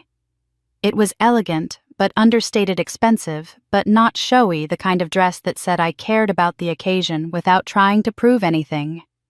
I laid it out on my bed along with simple gold earrings and the bracelet my grandmother had given me when I graduated from college. Around 3 in the afternoon, I called Grandma Rose in Arizona. She picked up on the second ring, her voice warm and bright despite her 82 years. "Claire, I was hoping you'd call. How are you, sweetheart?" "Grandma, I'm finally doing it. Standing up to them. I'm hosting my own Christmas party tomorrow night and I'm not paying for theirs." There was a pause, and then she laughed, a sound full of pride and satisfaction. "I'm so proud of you, sweetheart. Your mother never liked that I gave you that villa, you know. She called it interference when she found out." I froze my coffee cup halfway to my lips. "What?" Gave me another pause, this one longer. Oh, honey, I thought you knew. I thought surely by now someone had told you." "Told me what?" "Claire, I bought that villa 10 years ago and put it in your name. You didn't buy it yourself?" "Well, not entirely. You thought you did, and I wanted you to think you did, but the money came from me." I sat down heavily on my couch, the room tilting slightly around me. "I don't understand." Grandma Rose's voice was gentle but firm. "Do you remember 2015? You called me crying one night. You'd just sold your condo, the one you'd been so proud of, to pay off another one of your father's family loans that he'd guilted you into co-signing. You said you felt trapped, like you'd never be free of them." I remembered. I'd sat on the floor of that empty condo the day after closing, surrounded by moving boxes, and sobbed into the phone to my grandmother for an hour. "I'd just sold my software company for $8 million, Rose continued. "I had more money than I'd ever need for the rest of my life, and I had a granddaughter who deserved so much better than what she was getting. So I found that villa, bought it with cash, and put it in your name. I told you it was a special first-time buyer program through my financial advisor, that you qualified for amazing terms because of your credit and business success. But I made payments. I paid the property taxes and insurance, and you paid the ongoing costs, yes. That's what made you believe you'd bought it. And you had, in a way. You'd earned it through your hard work and success. I just made sure your family couldn't take it from you the way they'd taken everything else. I put protections in the deed. The property can't be sold or mortgaged without my co-signature. I wanted you to have a place that was truly yours, a place they couldn't guilt you into signing away." I sat there, holding my phone, looking around at the villa I'd thought represented my independence, my success, my escape. And it did represent those things, just not in the way I'd believed. My grandmother had seen what I couldn't see at the time, that I needed someone to protect me from my own family, that I needed a safety net they couldn't dismantle. Thank you, I whispered. Grandma, thank you. You're welcome, sweetheart. Now go enjoy your party tomorrow. And Claire, I'm proud of you for finally standing up to them. It's about time. After we hung up, I sat for a long time watching the light fade over the ocean. Even my greatest symbol of independence had been a gift from someone who actually loved me. The irony wasn't lost on me, but neither was the profound gratitude I felt. As evening fell, I lit candles throughout the villa and put on soft Christmas carols. I opened my laptop and reviewed my scheduled Instagram post one final time. 5 photos were queued up, the villa's exterior glowing with lights, the dinner table set for 40, a candid shot of me laughing with Maya from last week, a clear image of the $12,000 receipt with "paid in full" stamped across it, and finally a photo of me alone on the balcony looking out at the ocean with genuine peace on my face. The caption was ready: "They wanted my wallet. I gave it to people who wanted my heart. To my chosen family, thank you for showing me what love without conditions looks like. Merry Christmas." Scheduled for tomorrow, December 25th at 7:15 p.m. I set my phone to Do Not Disturb with only one exception programmed in the notification that my post had published. Before I shut down for the night, I listened to one voicemail from Diane just to hear what she'd say. Her voice was tight and cold. "I don't know what's gotten into you, Claire, but this is family. You don't just abandon family. I expect you to call me back immediately and resolve this situation before tomorrow." I deleted the message without responding. She still thought she could command me, still believed I'd fall in line like I always had. Tomorrow at 7:15, she'd learn otherwise. By 7:20, the whispers would turn into shouts. I wasn't there to see it happen, of course. But I know exactly how it unfolded, because Maya called me at 8 o'clock that night, barely able to speak through her laughter, and told me everything. She'd heard it from Mrs. Patterson, who'd been there, and witnessed the entire collapse. Later, 3 other guests would reach out to me directly, apologizing for not realizing sooner what my family had been doing to me. The guests started arriving at the Bennett estate at 6 o'clock sharp, just as the invitation had specified. The valet service my father had paid for separately was ready, uniformed attendants directing luxury cars into neat rows along the circular driveway. The house itself looked spectacular. Diane had hired her favorite decorator for $4,000, and every room gleamed with white lights, silver garlands, and enormous arrangements of white roses and holly. The bar was set up in the living room with mid-tier champagne and wine, nothing premium since I'd refused to fund the upgrade. Guests milled about in their formal attire, the women in cocktail dresses and the men in suits, everyone making the kind of small talk that fills space without saying anything meaningful. But, in the dining room, the tables were set with those gold-rimmed chargers Evelyn had posted about crystal glasses catching the candlelight. Everything positioned exactly as the decorator had arranged it. Everything except the food, which didn't exist. By 6:15, Diane was checking her watch every 30 seconds. Mrs. Patterson told Maya she'd noticed because Diane kept catching the light with her diamond bracelet, little flashes that punctuated her growing anxiety. Evelyn had positioned herself in the corner near the kitchen, her phone pressed to her ear, her voice getting progressively louder with each call she made. At 6:30, one of Richard's business partners approached Diane. "This all looks lovely. When will dinner be served?" Diane's smile didn't waver, but Mrs. Patterson said her eyes looked panicked. "Any moment now, the caterer is just running a bit late. You know how holiday traffic can be." Several guests exchanged glances. It was Christmas Day. There was no traffic. Everything was closed. At 6:45, Richard's phone rang. He pulled it from his pocket, saw the catering company's name, and answered quickly. In his haste, he must have hit the speaker button by accident, because suddenly the caterer's voice was echoing through the living room loud enough for at least a dozen nearby guests to hear clearly. "Mr. Bennett, this is Jennifer from Golden Coast Catering. I'm calling one final time to inform you that we will not be providing services for your event tonight. We never received payment despite multiple reminders sent to the email address on file. Additionally, the deposit check we received 2 weeks ago bounced." Richard's face, Mrs. Patterson said, went from confused to pale to deep red in the span of seconds. My daughter paid you. She told me she transferred the money. Sir, no one has paid us. We have no record of any payment from Claire Bennett or anyone else in your family. We sent invoice reminders on December 15th, 18th, and 20th. Without payment, we cannot provide service. Richard hung up, but the damage was done. The guests who'd overheard started whispering to the people near them, and the whispers spread like ripples across water. By 7 o'clock, Diane was in the kitchen desperately calling restaurants trying to order pizza or Chinese food, or anything that could feed 50 people. But it was Christmas Day. Everything was either closed or fully booked with their own holiday celebrations. Evelyn was texting me frantically. Mrs. Patterson had seen her phone screen and told Maya the messages were increasingly desperate. "Where are you? Answer me. You're ruining everything." Richard tried to salvage what he could, moving through the remaining guests with forced joviality. "Just a mix-up with the vendor folks. We're sorting it out. Can I get anyone another drink while we wait?" But the local developer who'd come to discuss the Henderson contract pulled Richard aside. Mrs. Patterson heard the entire exchange because she'd positioned herself strategically nearby. "Richard, I thought we were going to discuss business tonight. Over dinner, you said." "Yes, absolutely. Why don't we step into my study and—" "You said over dinner. There is no dinner. I've been here an hour and I'm starting to think there was never going to be dinner."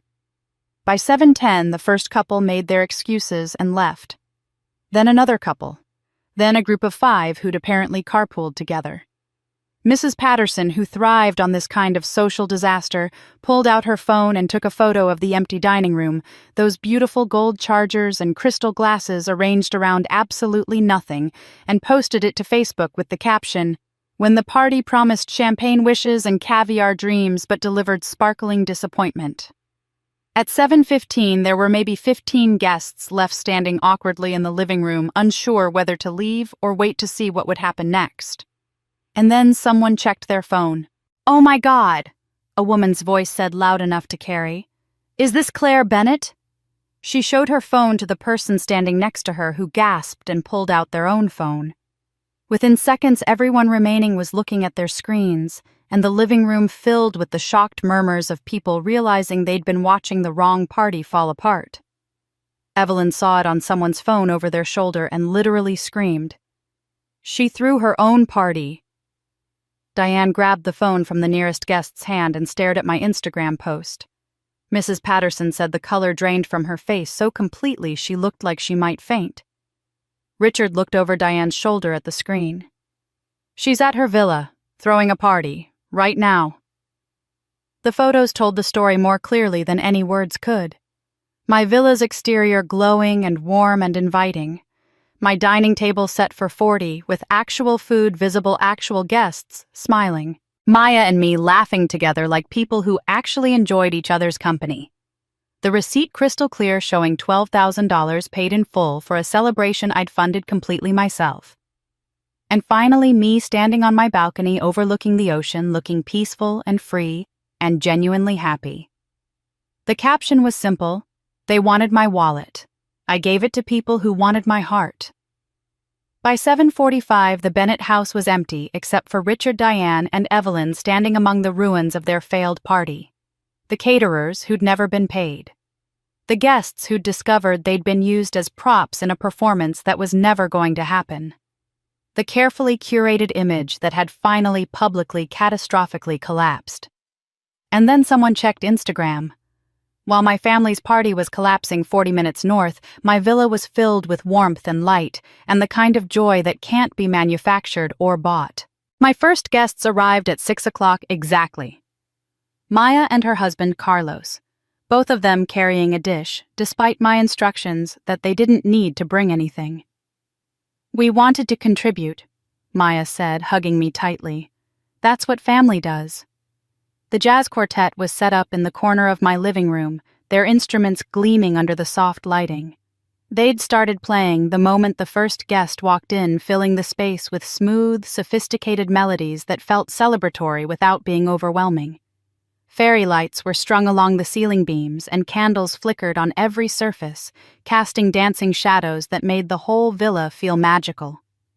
In the open kitchen, the chef I'd hired was preparing dishes in full view of everyone, the scents of roasted vegetables and herb-crusted salmon and fresh-baked bread wafting through the house. Guests could watch him work, ask questions, see exactly where their food was coming from. It was the opposite of my family's approach, where everything was hidden behind closed doors and carefully curated appearances. I stood near the entrance for the first hour, greeting each person as they arrived. Mrs. Chen came with her famous almond cookies in a tin she'd wrapped in red paper.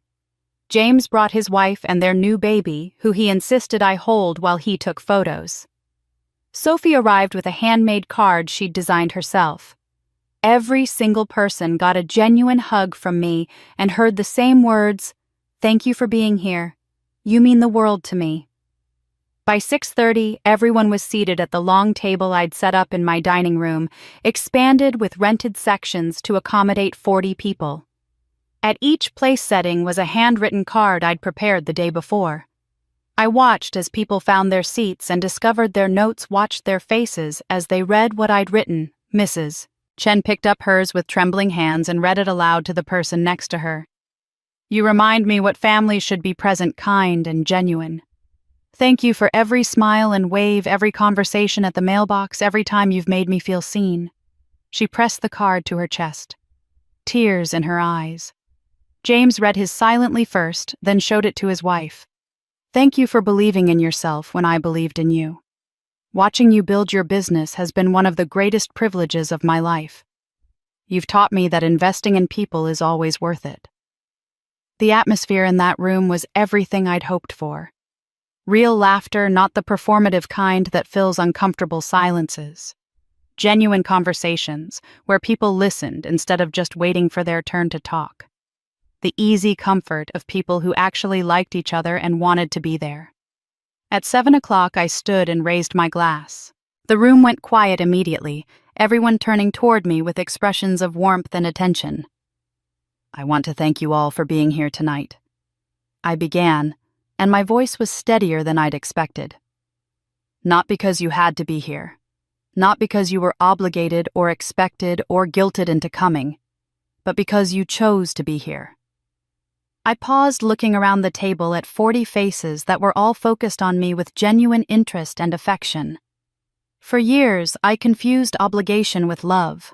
I thought if I paid enough, gave enough, sacrificed enough, I'd finally be enough for the people who were supposed to love me. Several people nodded, and I saw recognition in their eyes. "But you all showed me something different. Real family doesn't take, it gives. It doesn't exclude, it embraces. It doesn't demand, it appreciates." My voice broke slightly on the last word, and I took a breath before continuing. "So, thank you. For seeing me. For showing up. For being my real family. For teaching me what love without conditions actually looks like." The room erupted in applause, and I saw tears on more than a few faces. Maya was crying openly, and when I sat down, she leaned over and whispered, "She's finally free," to James, who was sitting on her other side. But I heard it, and I knew she was right. At 7:15, my phone buzzed with a notification. I pulled it from my pocket and saw the alert, "Your scheduled post has been published." The photographer I'd hired had done extraordinary work. The 5-photo carousel was perfect. The first image showed my villa's exterior, the warm golden light spilling from every window, fairy lights visible through the glass, the whole place looking like something from a dream. The second was a wide shot of this exact moment, 40 people around my table, faces bright with laughter and genuine happiness. The third was a candid shot of Maya and me from last week, both of us laughing so hard we were doubled over. The fourth was the receipt positioned so every line was clearly readable. Catering, flowers, music, total cost $12,000, every item marked paid in full. The fifth and final image was me standing on my balcony at sunset yesterday, looking out at the ocean with an expression of peace I barely recognized as my own. The caption was everything I'd wanted to say. Tonight, I'm celebrating Christmas with my real family. Not the people who share my blood, the people who share my values. For years, I funded parties where I wasn't welcome. Tonight I funded a party where everyone here actually wanted me. They wanted my wallet. I gave it to people who wanted my heart. To my chosen family. Thank you for showing me what love without conditions looks like. Merry Christmas. I watched the view count climb. 100, 300, 500. Within 3 minutes it hit 1,000. In a town the size of ours, where everyone knew everyone else's business, that meant the post was spreading fast. I saw notifications popping up, shares tags, comments from people I barely knew expressing support or shock or solidarity. Someone tagged Mrs. Patterson, who I knew was at my parents' party right now. I imagined her phone buzzing, imagined her pulling it out to check, imagined her face as she realized what she was seeing. I put my phone face down on the table and returned my attention to my guests. Dessert was being served, individual chocolate lava cakes with vanilla bean ice cream. The jazz quartet had shifted to playing my favorite song, a Duke Ellington piece my grandmother had loved. 3, 2, 1, I thought. Post. And then my phone lit up with a call. Even face down I could see the name illuminated on the screen. Mom. I declined my mother's call without hesitation and set my phone back on the table face down. Less than a minute later it lit up again. Richard. Declined. Then Evelyn. Declined. I could feel the rhythm of their panic even through the silent buzzing against the tablecloth. At 7:30, a text notification slid across my screen, even though I'd silenced calls. I glanced at it long enough to see Diane's message in all capital letters, "Answer your phone." I didn't respond. 2 minutes later, another call from Richard, then another from Diane, then Evelyn again. By 7:35, Evelyn had switched to texting. "You ruined Christmas. I hope you're happy." I read it while the jazz quartet transitioned into a new song, while Sophie was telling a story about her latest design project, while Mrs. Chen was passing around her almond cookies and insisting everyone try one. The calls continued through dessert. Every few minutes my phone would light up with a new attempt. Diane, Richard. Evelyn. Diane again. Richard again. The pattern was almost hypnotic in its desperation. At 8:30, during a brief lull in conversation while plates were being cleared, I picked up my phone and scrolled through the voicemail notifications. 23 messages in just over an hour. I pressed play on the first one from Diane. Her voice was shrill, barely controlled. "How could you do this to us? We're your family. You've embarrassed us in front of everyone who matters. Call me back right now." Richard's message was angrier. "This is unacceptable, Claire. You've humiliated us publicly and destroyed relationships we've spent years building. You will answer your phone and explain yourself immediately." Evelyn's was the most revealing. "You're pathetic. You've always been jealous that I was the one Mom and Dad were proud of. This is sick. This is actually sick. You need help." I deleted them all and set my phone back down. The irony of Evelyn calling me pathetic while she stood in an empty dining room at a party that had collapsed because they'd expected me to fund, it wasn't lost on me. Between 9 and 10 o'clock, the call pattern intensified. Diane called 10 more times. Richard 8, Evelyn 5, and then new names started appearing. Aunt Linda, my mother's sister, called twice. Cousin Mark, who I'd spoken to maybe 3 times in the past decade, called once. They were recruiting the extended family now, trying to use numbers and collective pressure to force me to respond. The voicemails from this period showed a shift in strategy. Diane's voice had changed from angry to pleading. "Honey, please, we need to talk about this. I know you're upset, but we can work this out. Just call me back." Richard's message was more calculated.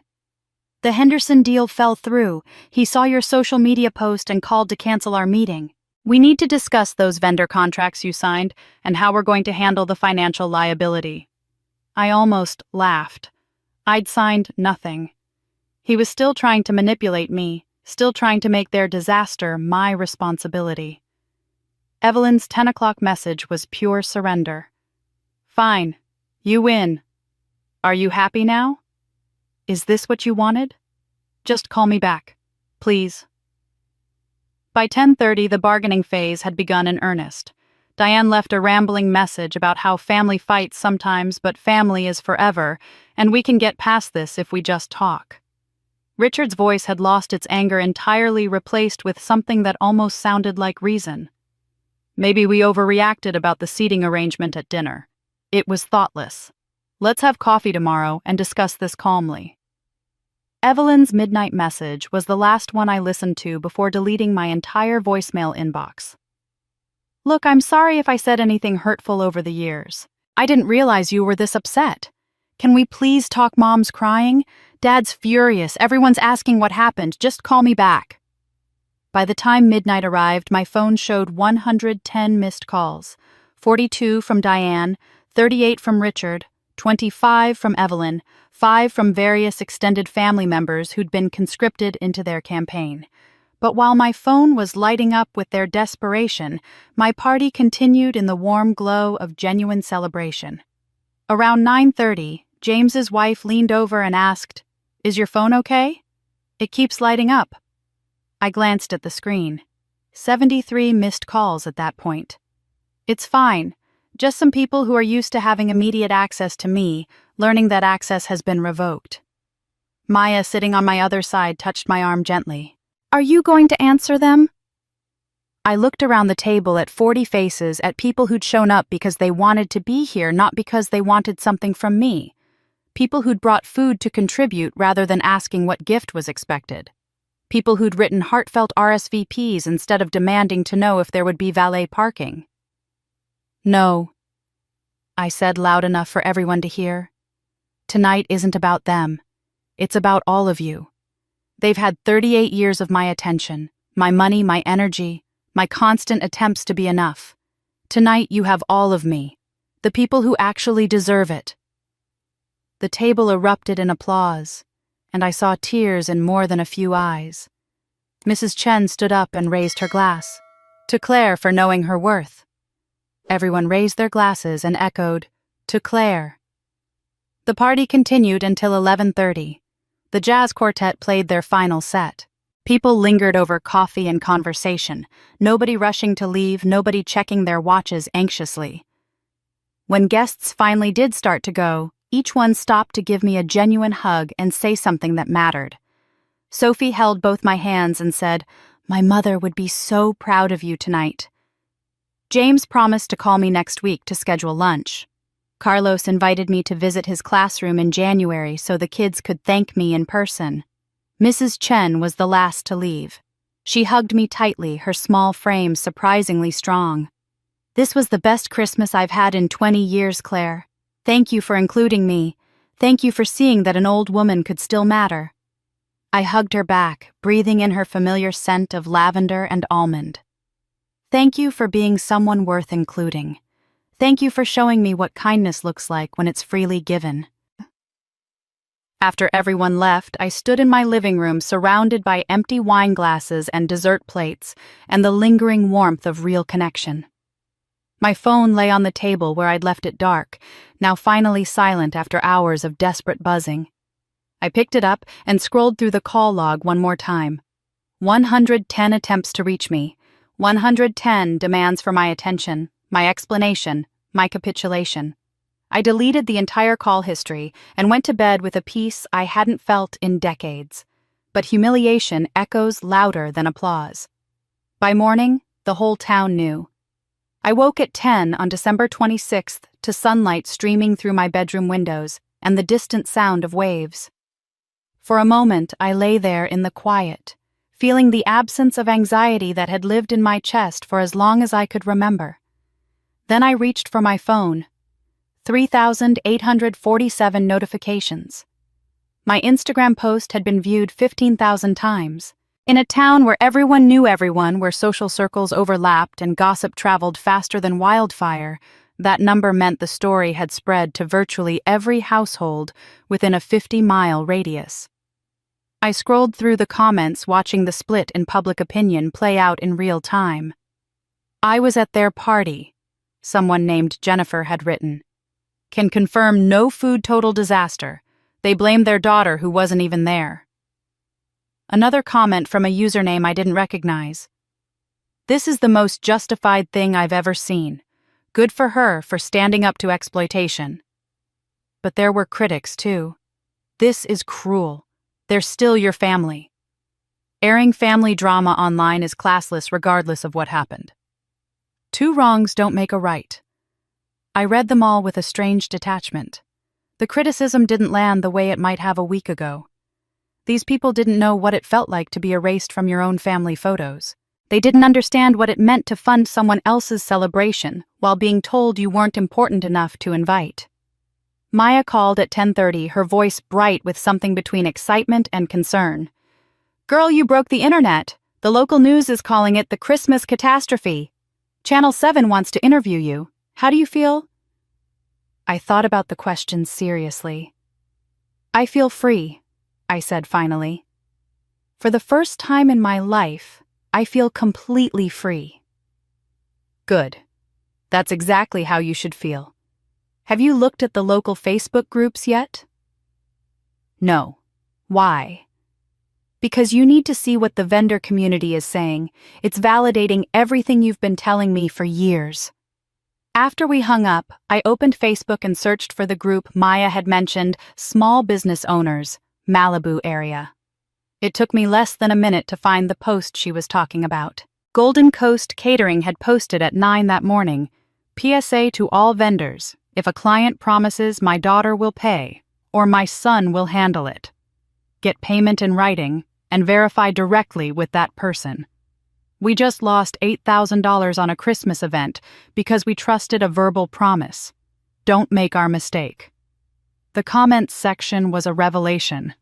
The florist, who'd done arrangements for my father's 60th birthday, had written, "Same family stiffed us last year on a $3,500 order. We had to threaten legal action to get partial payment. They used their daughter's name as a guarantee, but she never authorized anything." An event planner I recognized from my mother's anniversary party. "They still owe me $2,500 from a 2022 event. Every time I call, they say their daughter handles the finances and will call me back. She never does. Now I understand why." A rental company. We blacklisted them after a bounced check in 2021. They claimed their daughter would cover it, but when we tried to contact her, she had no idea what we were talking about. I sat on my couch, reading comment after comment, watching a pattern emerge that was even more extensive than I'd realized. My family hadn't just been exploiting me. They'd been using my name, my reputation, my credit as a shield for years of non-payment and broken promises to local businesses. Vendors had assumed I was the one refusing to pay when in reality, I'd never even been told about half these arrangements. I took screenshots of everything and added them to my evidence folder. This wasn't just about my personal experience anymore. This was documented proof of a systematic pattern of fraud. At 2 o'clock, I called my lawyer. Margaret Chen, no relation to Mrs. Chen, had handled my business contracts for 5 years and knew me as meticulous and honest. When I explained what I needed to discuss, her voice shifted from friendly to professional immediately. "I need to talk about fraud charges. I have evidence that someone in my family, my father or possibly my mother, forged my signature on a $175,000 business loan 6 years ago." There was a pause. "That's a serious allegation, Claire. Do you have documentation?" "I have the loan documents showing my forged signature. I have a forensic handwriting analysis confirming the signature isn't mine. I have proof I never authorized the loan and wasn't aware of its existence until 4 days ago. Come in tomorrow morning. Bring everything. If this is what it appears to be, we're talking about identity theft fraud and possibly bank fraud. These are felonies with significant prison time attached. I don't necessarily want anyone to go to prison. I want the loan removed from my name and I want them to face consequences, but I'm not sure prison is. We'll discuss your options tomorrow, but you need to understand the gravity of this situation. Someone used your identity to obtain nearly $200,000. That's not a small matter." After we hung up, I spent an hour organizing my evidence folder into categories: financial exploitation, emotional abuse, systematic exclusion, vendor fraud, and loan forgery. Each category had dozens of entries, all time-stamped and documented. At 4 o'clock, my phone rang with Grandma Rose's number. I answered immediately. "Your mother called me this morning," she said without preamble. "She was crying, saying you'd humiliated them publicly and destroyed their reputation. She wanted me to call you and convince you to apologize." "And what did you say?" I asked her if she'd told me about the years of financial exploitation, the systematic exclusion from family events, or the forged signature on a loan you never authorized. I heard the smile in my grandmother's voice. She hung up on me. But before she did, she said something interesting. She said you'd always been ungrateful, that they'd given you everything, and you'd repaid them with cruelty. "I've given them $147,000 over 8 years, I said quietly. "I know, sweetheart, and I'm not surprised by any of this. Your mother married your father for money, not love. I told her not to, but she didn't listen. When Richard's business started failing 6 years ago, she became desperate. Ruthless even." I sat up straighter. "What business failure?" "Richard's commercial real estate ventures hit serious trouble in 2019. Several deals fell through. He had outstanding debts, and he was facing potential bankruptcy. I suspected at the time that he might try to use your name since you had perfect credit and he knew you'd do anything for family approval. But I had no proof, and I didn't want to make accusations I couldn't back up." "So the loan," I said slowly, "was to save his business." "Most likely. And when your mother found out, instead of stopping him, she probably helped him cover it up. That's who she is, Claire. She'll do anything to maintain the lifestyle and image she thinks she deserves." We talked for another 20 minutes, and with each revelation the picture became clearer. My family wasn't just thoughtless or self-centered. They were actively, deliberately exploitative. They'd built their entire lifestyle on my money and my reputation, and when that wasn't enough, they'd committed fraud to take even more. After Grandma Rose and I hung up, I sat on my balcony watching the sun set over the ocean. My phone was mercifully quiet. I'd blocked my parents' and Evelyn's numbers after midnight. The viral post had stopped gaining momentum, settling at around 16,000 views, with the comments still split between support and criticism. Tomorrow, I'd meet with my lawyer. We'd discuss pressing charges, removing the loan from my name, protecting myself from future exploitation. We'd talk about restraining orders and cease and desist letters and all the legal mechanisms that existed to enforce boundaries when family refused to respect them. But tonight I just sat in the peace of my villa, the villa my grandmother had bought me, the villa my family could never touch, and felt the weight of 38 years of trying to be enough finally lifting from my shoulders. And I wasn't done yet. Margaret Chen's conference room had floor-to-ceiling windows overlooking the ocean, and on December 27th, the morning light was sharp and clear. I arrived with 2 file boxes and my laptop and spent the first 20 minutes spreading everything across her massive table in organized categories. Bank statements showing $147,000 in family event expenses over 8 years. Email threads where my parents had promised recognition that never materialized. Text messages documenting systematic exclusion from guest lists and family photos. Screenshots of Instagram posts showing parties I'd funded with captions that erased my existence. Photos where I'd been cropped out before being sent to relatives. The forged loan documents with Dr. Winter's handwriting analysis attached. Vendor statements from the Facebook group confirming years of non-payment using my name as false security. Margaret walked around the table, slowly picking up documents, reading emails, examining photos. When she finished her circuit, she looked at me with something like awe. "This is comprehensive, Claire, meticulous even. When did you start collecting all of this?" 2 years ago, Thanksgiving 2023. She set down the email she'd been reading and met my eyes. So the Christmas party collapse wasn't an impulsive act of revenge. This was a calculated public revelation. I needed them to expose themselves publicly with witnesses present. I needed documentation of their pattern, not just my word against theirs. I knew that if I simply told people what they'd been doing, they'd call me dramatic or oversensitive or claim I was misunderstanding. But if I let them demonstrate their behavior in front of 50 of their closest associates, if I documented everything leading up to it, then nobody could deny what they were. Margaret nodded slowly, a smile playing at the corners of her mouth. You're more strategic than most of my corporate clients. The memory of how this had started was still vivid even 2 years later. I'd been sitting in Grandma Rose's living room in Arizona, having driven 8 hours to spend Christmas with her after that disastrous Thanksgiving where I'd been cropped from the family photo. It was late evening and we were drinking tea on her patio under the desert stars. "Sweetheart, you look exhausted," Grandma had said, studying my face with concern. "And not just physically tired. You look worn down." "I funded another party. I spent all day cooking, set a beautiful table, paid for everything.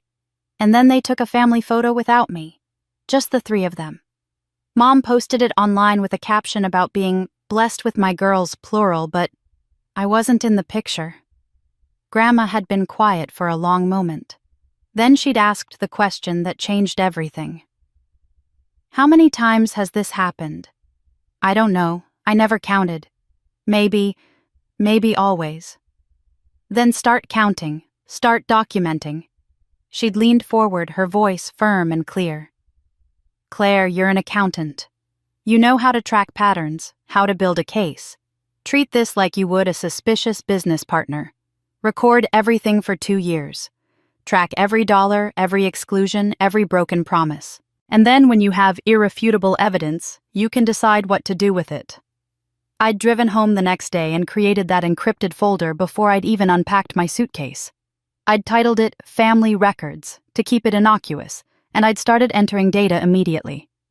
Every party I funded, every thank you speech that didn't mention me, every photo I was asked to step out of. I'd set up a hidden voice recorder app on my phone legal in California with one-party consent, and I'd recorded conversations where they talked about me like I wasn't there or shouldn't matter. For 730 days, I'd been building this case. "Your master evidence file," Margaret said, pulling me back to the present, "is admissible in both criminal and civil proceedings. You have recorded conversations that are legal under California's one-party consent law. You have financial records showing a clear pattern of exploitation. You have a timeline of emotional abuse with corroborating witnesses. You have screenshots of exclusionary communications that they sent in writing. You have photos documenting your erasure from family events. You have third-party vendor statements confirming they used your name fraudulently, and you have forensic evidence of signature forgery on a loan worth $175,000. She paused, looking at me directly. "Claire, you have enough here to press criminal charges against whoever forged that loan. Identity theft and fraud are felonies in California. Your father is the co-signer, which means he either forged your signature himself or knew it was forged and used the loan anyway. Either way, he's criminally liable." "I don't want Richard in prison," I said, and I meant it. Despite everything, despite all the evidence spread across this table, I didn't want to destroy him. I just wanted to be free. "I want the truth on record. I want them to acknowledge what they've done publicly and legally. I want the loan removed from my name. I want assurance they'll never use my identity again. But I don't know if prison achieves those goals." Margaret considered this. "Then we use the evidence as leverage. We schedule a formal family meeting with legal representation on both sides. We present everything you have and make your demands clear. They remove the loan from your name, they publicly acknowledge the financial exploitation, and they agree to no contact terms. If they refuse, we file criminal charges and let the district attorney decide whether to prosecute. They'll fight it. They'll claim I'm lying or exaggerating or... Claire, they can't fight this. You have documentation they sent themselves. You have witnesses. You have forensic evidence. You have vendor corroboration. This isn't your word against theirs anymore. This is their own words, their own actions, recorded and preserved and irrefutable." I looked at the evidence spread across the conference table, 2 years of meticulous documentation. 730 days of treating my family like the suspicious business partners they'd proven themselves to be. Every spreadsheet, every screenshot, every saved email was a piece of a larger story that nobody could deny or dismiss. They'd thought I was their victim, the daughter who would accept anything they did because I was too desperate for their approval to fight back. They'd thought I was their ATM existing solely to fund their lifestyle and enhance their reputation. They'd thought I was too dumb to notice when they stole from me, too weak to stand up to them, too damaged to demand better. They'd been wrong about all of it. They thought I was their victim. But I'd been building the case against them for 730 days. The morning of December 28th, I woke to a notification that Evelyn had posted something on Instagram. I almost didn't look, but curiosity won out. Her post was a masterclass in manipulation. A photo of her looking somber and vulnerable, eyes slightly red as if she'd been crying. The caption read, "Heartbroken to address this publicly, but family comes first. My sister has been struggling with some personal issues we've tried to help her through. Her recent behavior has hurt many people, including vendors and guests who showed up in good faith. We ask for privacy during this difficult time." Within 2 hours, the post had 500 likes. The comments were exactly what she'd been aiming for. Stay strong. Family is everything. She'll realize that eventually. She'll regret this someday when it's too late. They were painting me as unstable, as someone having a breakdown who needed help, rather than someone who'd finally stood up to decades of exploitation. It was a calculated move, and I had to admit it was effective. People who didn't know the full story would naturally sympathize with the family that appeared concerned and hurt, rather than the daughter who'd aired grievances publicly. My phone buzzed with texts from extended family members I barely knew. Aunt Linda. Your mother is devastated. Whatever happened between you, this public humiliation is cruel. Cousin Mark. I don't know what they did, but airing family business online was wrong. This should have been handled privately. Maya called at noon. They're trying to make you look crazy. You need to respond. I will, I said, already opening my laptop, but not emotionally, factually. I rarely used social media beyond Instagram, but I had a LinkedIn account with 2,500 connections built over years of consulting work. My profile was professional, credible, established. If I was going to counter their narrative, this was the platform to do it from. At 2 o'clock, I posted. The tone was measured professional, devoid of emotion or accusation. Just facts. I rarely discuss personal matters publicly, but misinformation requires correction. Over the past 8 years, I contributed $147,000 to family events at which I was systematically excluded from photos, guest lists, and acknowledgement.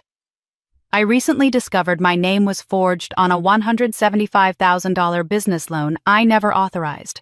I have documentation of all these claims verified by legal professionals and forensic experts. This isn't about revenge or mental health. It's about establishing boundaries and protecting myself from ongoing financial exploitation.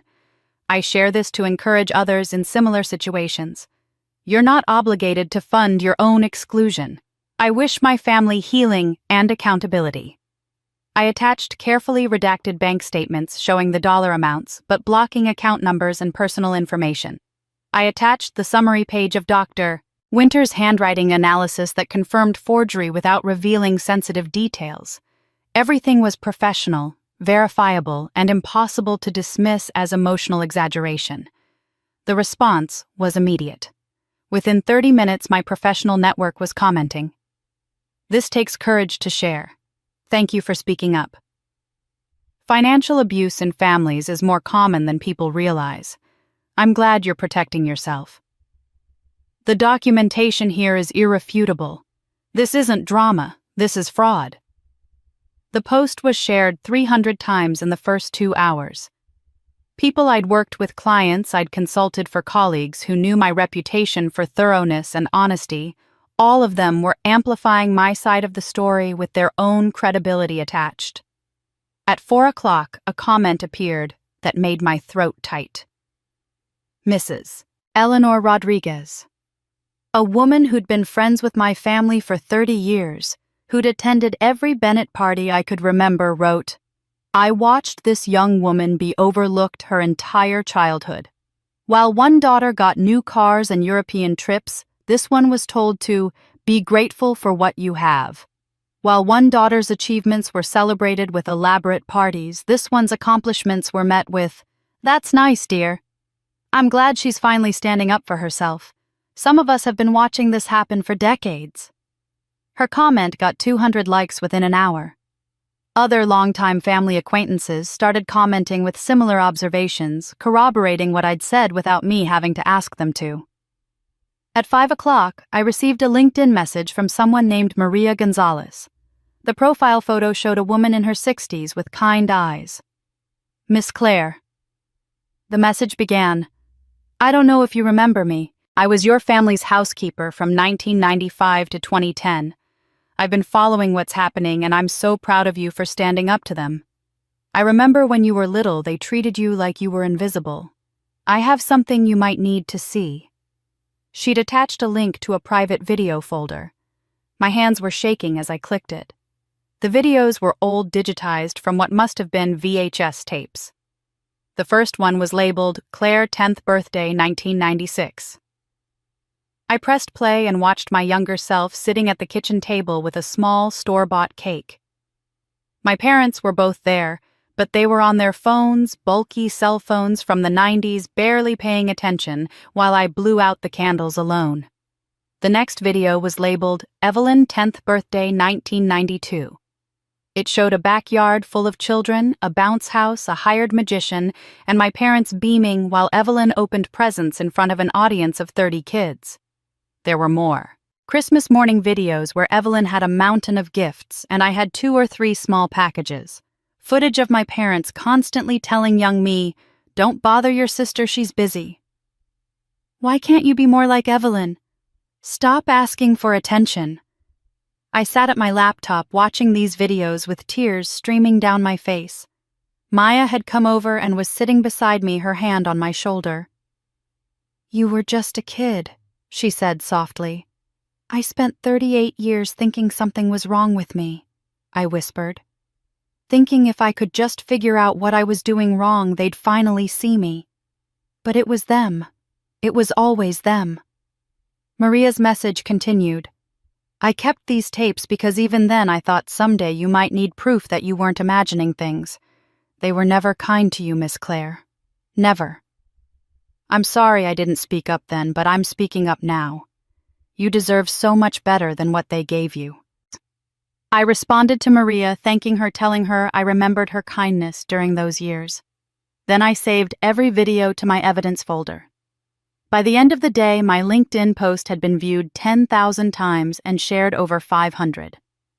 The narrative my family had tried to create, that I was unstable, that I was cruel, that I was having some kind of breakdown, was being systematically dismantled by documentation, professional verification, and witnesses who'd watched me be mistreated for decades. The truth was louder than their lies, and it had witnesses. The consequences arrived with the efficiency of dominoes falling. On December 29th, my father's business partner sent a formal termination letter that was CC'd to me presumably by accident. "Your involvement in financial fraud and the resulting public scandal makes continued partnership untenable. Effective immediately, Bennett and Associates Partnership is dissolved." My mother's book club president called her that morning, I know, because Maya heard about it from Mrs. Patterson within hours. "Diane, we need to take a break from meetings for a while. Several members are uncomfortable given the recent situation." The country club where my father had golfed for 20 years called him directly. Maya's husband, who worked in their accounting department, told her they'd placed Richard's membership under formal review after multiple members complained. Evelyn's situation was perhaps the most devastating. Her PR firm called her into a meeting with HR and her direct supervisor. "The social media crisis involving your family is affecting our company's reputation," they told her. "We're placing you on administrative leave pending an internal review of whether your continued employment aligns with our values." I learned all of this through the town's efficient gossip network, through Maya's connections and Mrs. Patterson's gleeful reporting and the general sense that everyone was watching the Bennett family's carefully constructed facade crumble in real time. But what I didn't know until much later was what happened inside the Bennett house that evening. Maya eventually heard the story from a neighbor who'd been walking their dog past the estate around 8 o'clock and heard shouting through the windows. Richard's voice loud and bitter. "This is your daughter. You raised her to be vindictive." Diane's response equally sharp. "My daughter. You're the one who committed fraud using her identity. To save your lifestyle, the house, the cars, the parties you insisted we throw to keep up appearances. None of this would have happened if you'd been satisfied with what we actually had." Evelyn sobbing, "Can you both just stop?" "This is partially your fault too," Diane had said to Evelyn, her voice cold. "You encouraged us to keep asking her for Christmas money. You told me to. You always told me she was good for it, that she owed us for everything we'd given her." According to the neighbor, the shouting continued for another 20 minutes before going quiet. What nobody saw was Evelyn climbing the stairs to her old childhood bedroom, locking the door behind her, and sitting on the floor of her closet. She'd told me about this later, much later, when we finally talked. How she'd pulled out an old shoebox she'd hidden behind her winter coats when she was 16. Inside were letters she'd written, but never sent, all of them addressed to my real mom. Letters asking why she felt different, why she didn't fit, why her mother seemed to look at her with something that felt like resentment masked as duty. But I didn't know any of that on December 29th. I was sitting in my villa reviewing documents with Maya when my phone rang with an unknown number. I almost didn't answer. But something made me pick up. "Is this Claire Bennett?" "Yes, who is this?" "My name is Patricia Coleman." The woman's voice was careful, measured, like she'd rehearsed this conversation 100 times. "I think I need to talk to you about your father. About something that happened 39 years ago." My heart started pounding. "What do you mean?" "I've been following the news about your family. All the posts, the articles, everything that's come out.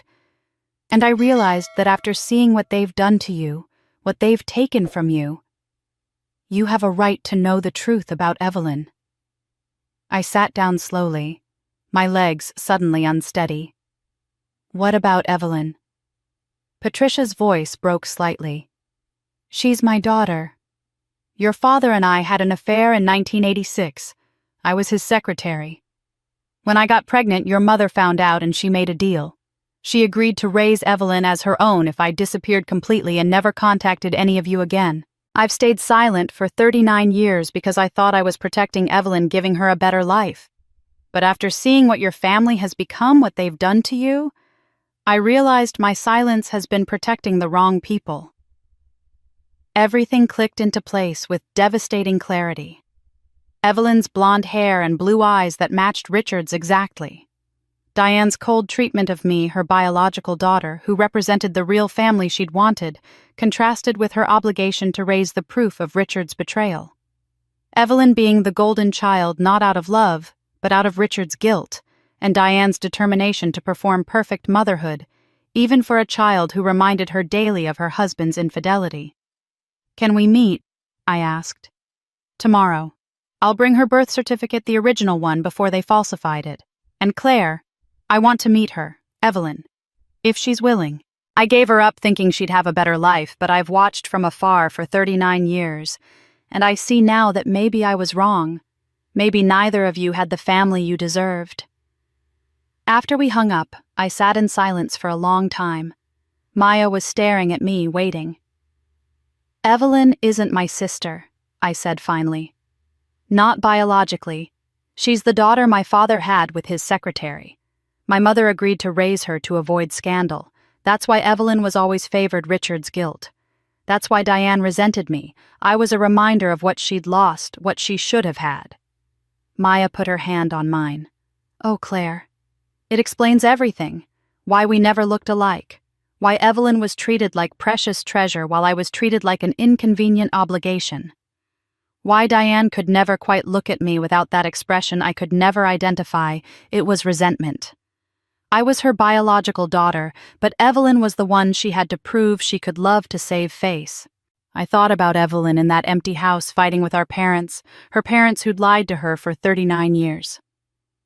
I thought about Patricia Coleman, a woman who'd given up her daughter and stayed silent for 4 decades because she'd believed it was the right thing to do. And I realized that this story was even more complicated than I'd thought. Evelyn wasn't just my sister who'd been cruel. She was my father's secret-made flesh, raised in a lie used as a prop in a performance of family that had never been real. Evelyn wasn't my sister. She was my father's secret-made flesh. I met Patricia Coleman at a small coffee shop in Santa Monica at 2 o'clock on December 30th. She'd chosen a table in the back corner away from the windows, and I recognized her immediately, even though we'd never met. She had Evelyn's face, or rather Evelyn had hers. The same blonde hair now streaked with silver, the same blue eyes, the same elegant bone structure that had always made Evelyn photograph beautifully. Patricia stood when she saw me, her hands trembling slightly. "Claire, thank you for meeting me." We sat down, and for a moment, neither of us spoke. Then she began. "I was your father's secretary in 1985. I was 24 years old, fresh out of business school, excited to be working for what seemed like a successful real estate firm. Richard was 40, married to your mother, and you were 2 years old. I saw photos of you on his desk, a toddler with dark curly hair and serious eyes." She paused, looking down at her coffee. "The affair started that summer. I'm not proud of it. I knew he was married, knew he had a daughter, but he was charming and attentive, and I was young and stupid enough to believe him when he said his marriage was already over, that he and Diane were staying together for appearances." I listened without interrupting, watching her face as she spoke. "The affair lasted about a year. In early 1986, I realized I was pregnant. I was 5 months along when I finally told Richard. He panicked. Absolutely panicked. And then a week later, Diane called me." Patricia's hands tightened around her coffee cup. I expected rage threats, maybe even violence. Instead, she was eerily calm. She said she knew about the affair, knew about the pregnancy, and she had a proposal. She would raise my baby as her own. They would tell everyone she was pregnant, she'd wear padding, fake symptoms, the whole performance. I would give up the baby immediately after birth, sign away all parental rights, and disappear completely from their lives. "She offered you money," I said quietly. $50,000. A fortune for a 24-year-old secretary in 1986. And the alternative she presented was terrifying. She said if I refused, if I tried to keep the baby or cause any scandal, they would destroy me. Richard had connections, she said. They'd make sure I never worked again. They'd claim I was unstable, that I'd seduced a married man and was now trying to extort money from him. They'd sue me for everything I had and everything I'd ever have. Patricia's voice broke. I was terrified. I was broke. I had no family support. My parents had disowned me when I told them I was pregnant. So I took the deal. I thought I was giving my daughter a better life. A stable home, 2 parents, money, opportunity. Everything I couldn't provide. She reached into her bag and pulled out a folder. Inside were copies of 2 birth certificates. She laid them side by side on the table. The first one, yellowed with age, read, "Female infant, born March 15, 1986. Mother Patricia Coleman. Father Richard Bennett." The second, slightly newer-looking, read, "Female infant, born March 15, 1986. Mother Diane Bennett. Father Richard Bennett." The first one was filed at the hospital when Evelyn was born. The second one was filed 3 days later. Richard knew someone at the county records office who owed him a favor. There was no legal adoption, no court proceeding, no home study, just falsified documents. She showed me photos, next old Polaroids of her in a hospital bed holding a tiny blonde newborn. The resemblance was unmistakable. Then a copy of a check, $50,000 drawn on Richard Bennett's business account, dated March 20th, 1986, made out to Patricia Coleman. "This amended birth certificate," I said, studying the documents. "If there was no legal adoption, then this is fraud." Yes, that's what I learned years later when I finally consulted a lawyer. But by then, Evelyn was 15. What was I supposed to do? Come forward and destroy her entire life, tell her everything she knew about her family was a lie. I'd already abandoned her once. I couldn't do that to her again. I looked at Patricia's face at the grief that had lived there for 39 years. So my whole childhood, my mother resented me because I represented her real family, the one that failed. Every time she looked at me, she saw evidence that her marriage had been destroyed by Richard's affair. And Evelyn was the living proof of his betrayal, Patricia said. But Diane had to raise her, had to perform perfect motherhood for her. Richard overcompensated out of guilt, showering Evelyn with attention and favoritism. And you became invisible, the unwanted reminder of what should have been. They raised her to be like them, I said, thinking of Evelyn calling me a walking wallet. Evelyn rolling her eyes when I asked to be included in family photos. Cruel, entitled. Patricia was crying now, tears running down her face unchecked. I gave her up thinking I was giving her a better life. I've watched from afar for 39 years Christmas cards they sent to business associates that I managed to get copies of social media posts, anything I could find. I've watched her become exactly what they made her. And I've watched them destroy you in the process. Does Evelyn know any of this? I don't know, but I saw those childhood videos your housekeeper posted, and I saw the letters to my real mom. Some part of her has always known something was wrong. I sat back processing everything. Evelyn's entire life had been built on a lie. She'd been used as a pawn in Diane's performance of perfect motherhood, overindulged by Richard's guilt, raised to believe she was special while I was disposable. And none of it had been her choice. She deserves to know the truth, I said finally. I'll tell her. But she needs to see these documents herself, hear it from someone who can give her the full story. Patricia nodded. I want to meet her, if she's willing. I gave her up once, but I'd like the chance to know her now if she'll let me. I took photos of everything, both birth certificates, the hospital photos, the check. Then I pulled out my phone and texted Evelyn. We need to talk, alone. My villa tomorrow at noon. It's about your birth. Come alone. 20 minutes passed with no response. Then, what are you talking about? You'll understand when you see what I have to show you. Another long pause. Finally, fine, noon. I looked at Patricia across the table at this woman who'd carried a secret for 39 years, who'd given up her daughter thinking it was the right choice, who'd watched from the shadows as that daughter grew up in a family built on lies. My sister wasn't my sister, and she had no idea. Evelyn arrived at my villa at noon on December 31st, New Year's Eve, and the moment I opened the door, I could see she'd come prepared for a fight. Her arms were crossed, her jaw set, her entire posture defensive. Make this quick, she said, not moving past the threshold. I have plans tonight. Sit down, please. Something in my tone must have convinced her this wasn't another argument about Christmas, because she stepped inside and followed me to the living room. I'd laid out the documents on the coffee table that morning, both birth certificates side by side, the hospital photos of Patricia holding a newborn, the $50,000 check, Patricia's written statement. Evelyn sat on the edge of the couch, still tense, still ready to bolt. I sat across from her and took a breath. You're not Mom's biological daughter. Dad had an affair with his secretary in 1985. Patricia Coleman is your birth mother. For a long moment, Evelyn just stared at me.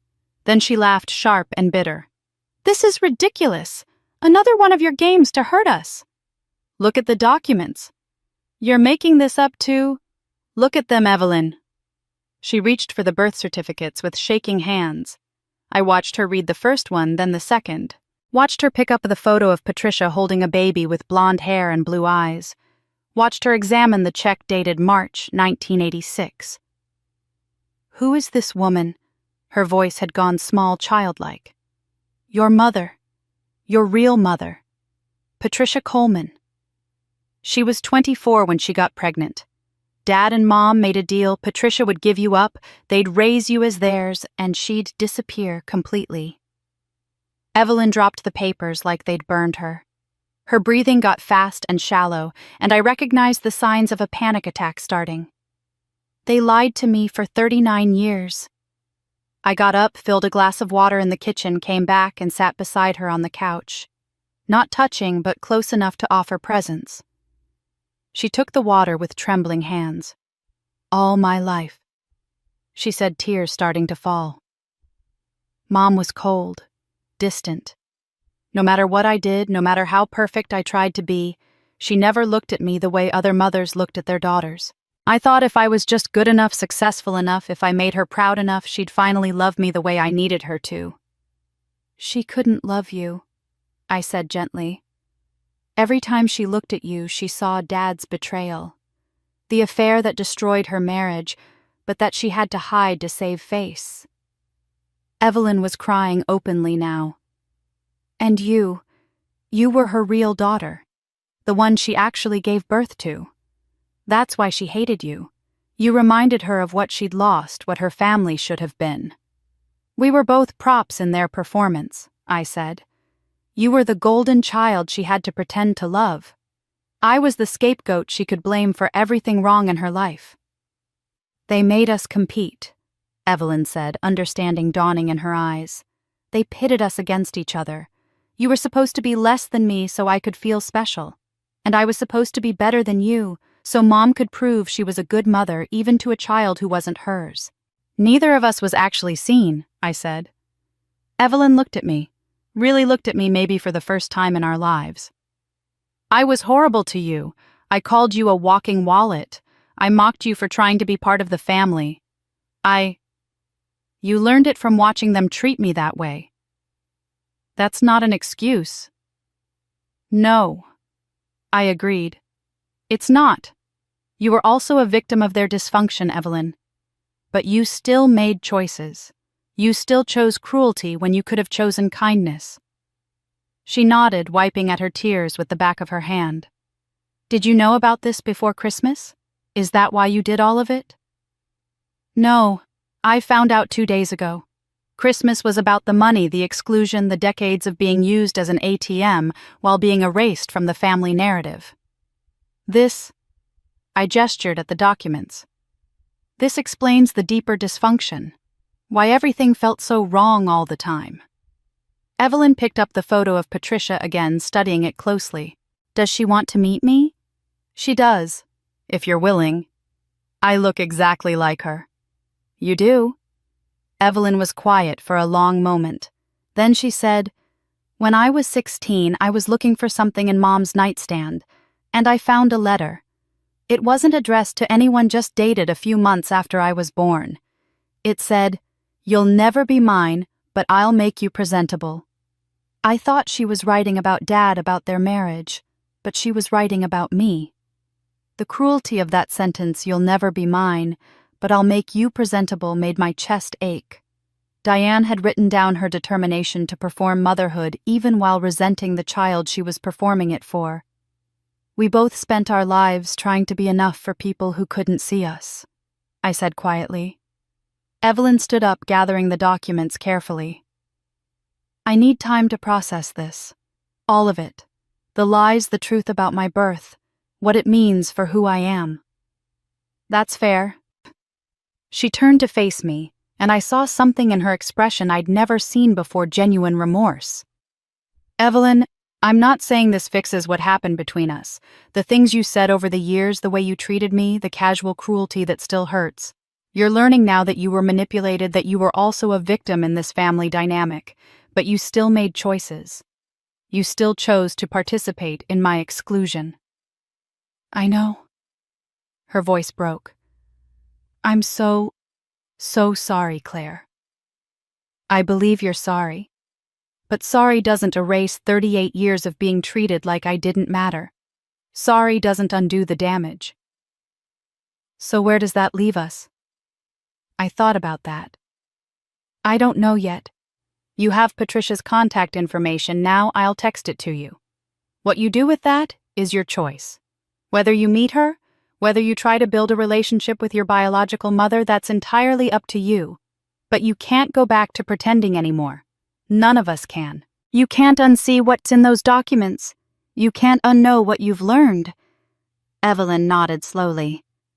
"And us, You and me. I need time too. Time to figure out if we can build something real, something honest, or if too much damage has been done. I don't have that answer yet. She walked to the door, then turned back. For what it's worth, I hope we can. I hope I haven't destroyed that possibility completely.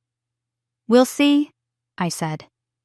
She walked out with the truth in her hands, copies of birth certificates and hospital photos, and a check that proved her entire life had been built on a lie. And I knew that truth would destroy what was left of our family, would shatter the last illusions Evelyn had been clinging to about who she was and where she came from. But sometimes things need to be destroyed before they can be rebuilt into something honest. She walked out with the truth in her hands, and it would destroy what was left of our family. After Evelyn left, I sat on my couch for a long time, staring at the ocean through the windows without really seeing it. The conversation had drained me in ways I hadn't anticipated. I'd expected anger or defensiveness from her, maybe even denial that would last longer than it did. What I hadn't expected was the raw vulnerability, the realization that we'd both been victims of the same dysfunctional system in different ways. At 6 o'clock, my doorbell rang. I almost didn't answer, assuming it was Evelyn coming back or maybe Maya checking on me. But when I opened the door, Grandma Rose was standing there with a small suitcase at her feet. "Grandma, what are you doing here?" "It's New Year's Eve, sweetheart. You think I'd let you spend it alone after the week you've had?" I pulled her into a hug and felt something break loose inside me.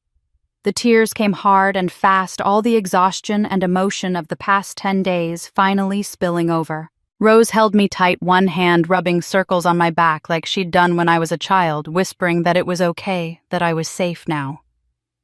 When I finally pulled back, she picked up her suitcase and walked past me into the villa like she owned the place.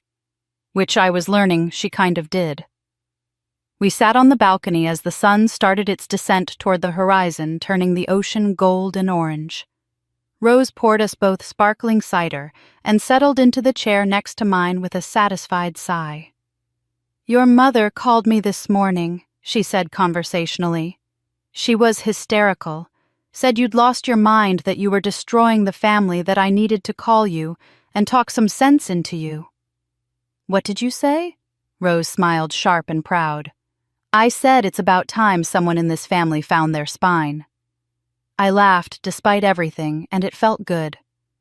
"Grandma, you mentioned on the phone that you gave me this villa. I need you to tell me the whole story.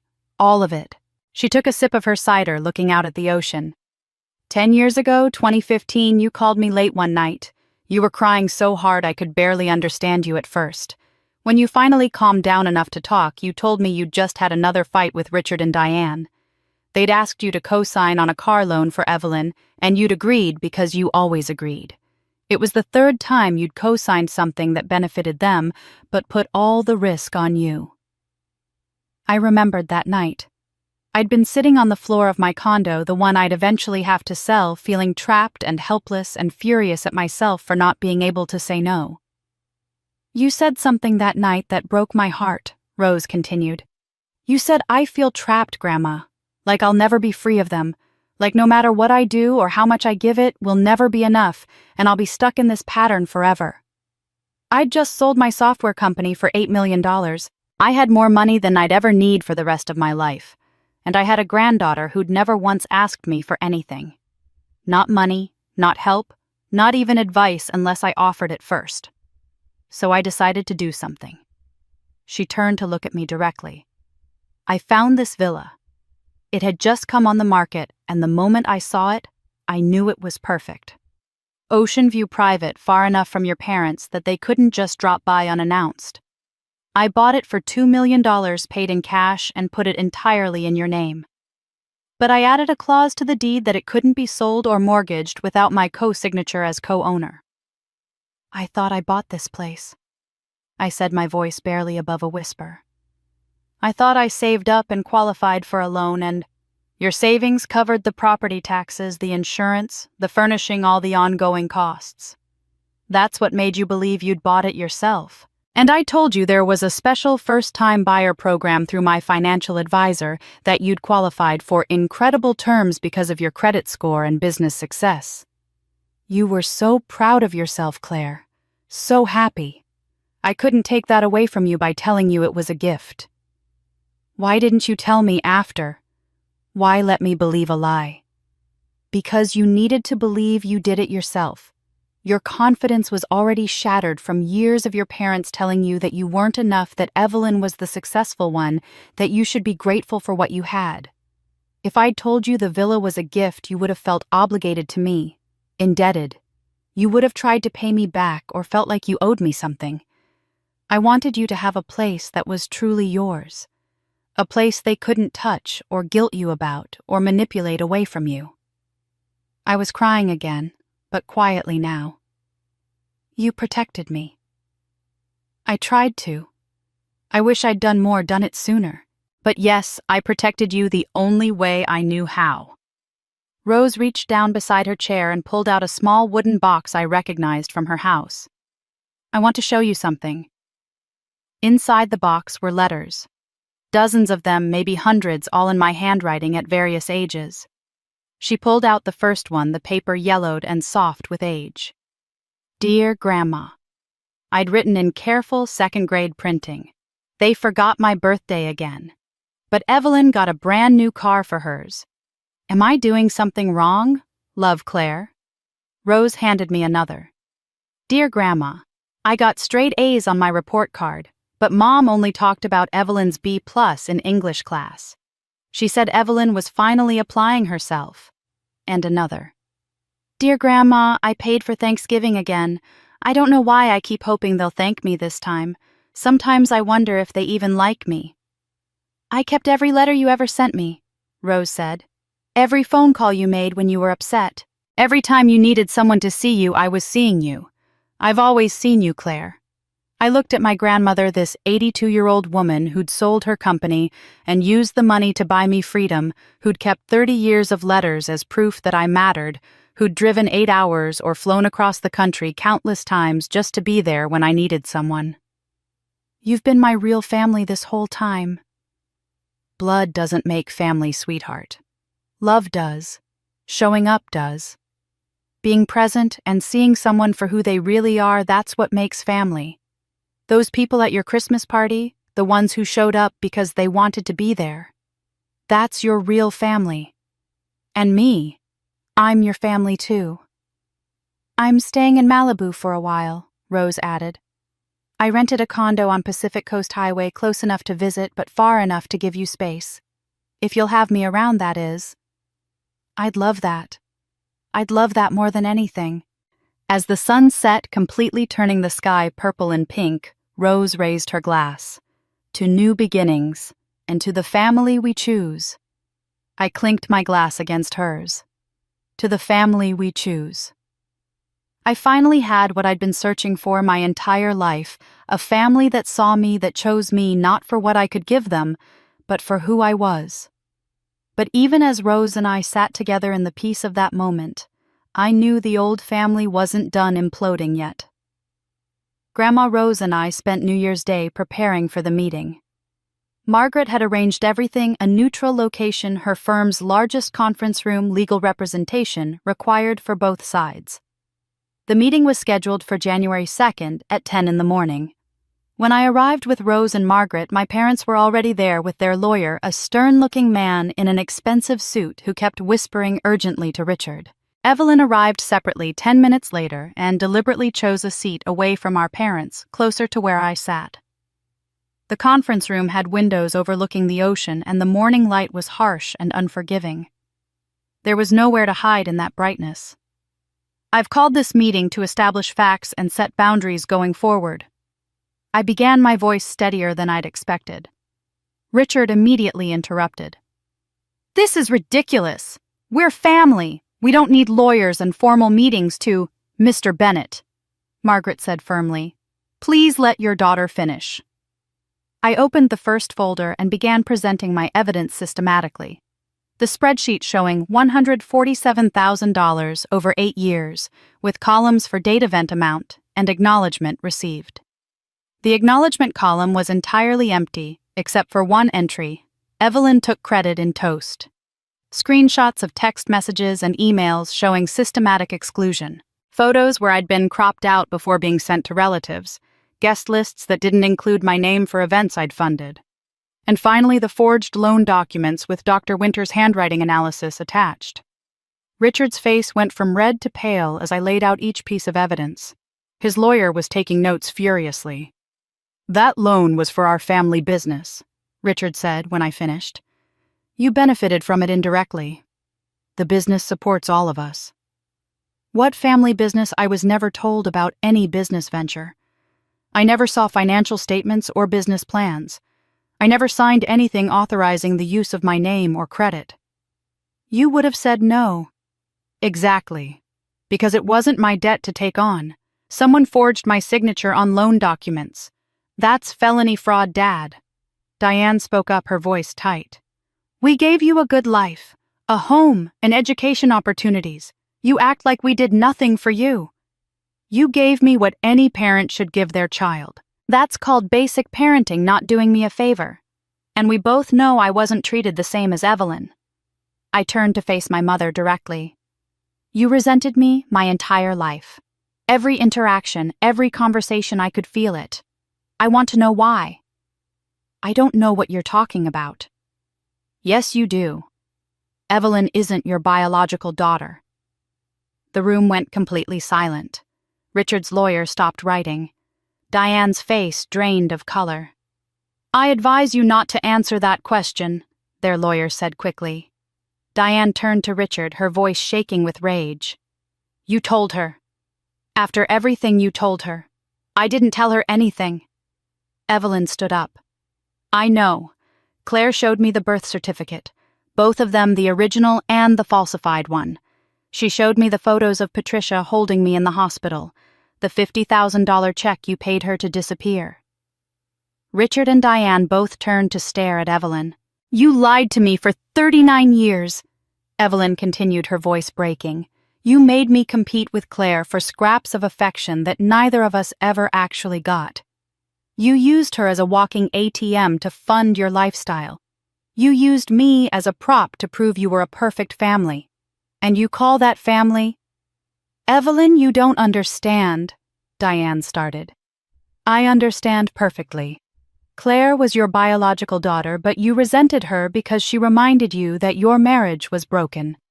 I was Dad's affair baby, but you had to raise me to save face.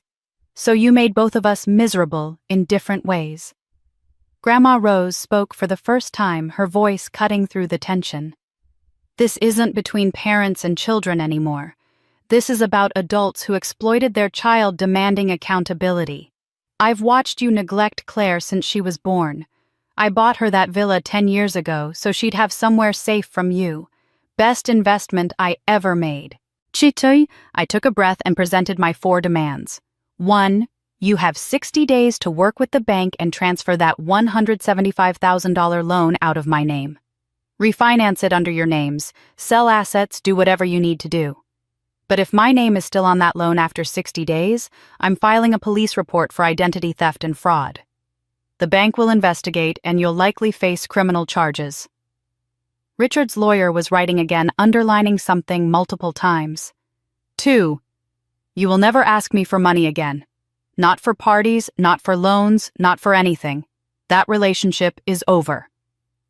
3. You will publicly acknowledge to our extended family that you've mistreated me financially and emotionally. I don't need a grand apology, but I need the truth on record, so people stop thinking I'm the villain in this story.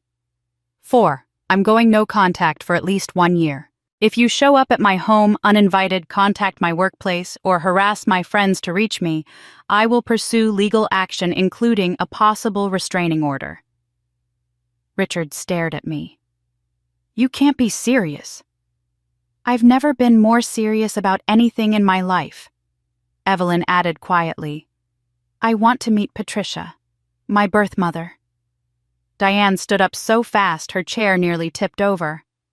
Absolutely not, I forbid it. You don't get a say anymore, Mom. Or should I call you Diane since you're not actually my mother?" Evelyn's voice was cold. "You lied to me for my entire life. You don't get to control what I do now." "I'll give you her contact information whenever you want it," I said to Evelyn. "But I need time away from all of this. From all of them." Evelyn nodded, tears streaming down her face. Richard's face tightened, and I saw something shift in his expression. His lawyer was shaking his head, clearly signaling him not to speak, but Richard ignored him. "There's something else you need to know," Richard said. His lawyer grabbed his arm. "Richard, I strongly advise—" "About the loan?" Richard continued, looking directly at me. "I didn't forge your signature." Dad's face tightened. He had one more secret to confess. Richard's lawyer was frantically shaking his head, but my father wasn't looking at him anymore. He was looking at me with something that might have been desperation or defiance or both. "I didn't forge your signature," he said again. "The handwriting analysis clearly shows your mother did it." The room went so quiet I could hear someone's watch ticking. Diane's face went from pale to sheet white. "What are you doing?" she hissed at Richard. "I'm done lying. I'm done protecting you after you threw me under the bus about Evelyn. You want everyone to think I'm the villain? Fine, but I'm not going down alone." Richard turned back to me, and the words started spilling out like he'd been holding them in for years. 6 years ago, 2019, my commercial real estate business was failing. Several deals had fallen through. I had outstanding debts, and I was facing potential bankruptcy. I needed $175,000, or we'd lose everything: the house, the cars, the lifestyle your mother had become accustomed to. "So you decided to steal from me," I said flatly. "I told Diane we needed to take out a loan. She said we'd never qualify with my credit score after the business problems. She's the one who suggested using your name. She said you had perfect credit, that you'd never check your credit report, that you'd never find out." Diane stood up. "You said it was the only way. You said we'd lose everything." "It was the only way because you spent us into debt: the parties, Diane, the constant entertaining, the image maintenance, the keeping up with everyone in the neighborhood. Do you know how much you spent on parties in 2018 alone? $47,000? On parties. Those parties were investments in your business relationships. They were ego trips. And when the business started failing, you couldn't accept that we needed to scale back. You insisted we keep up appearances."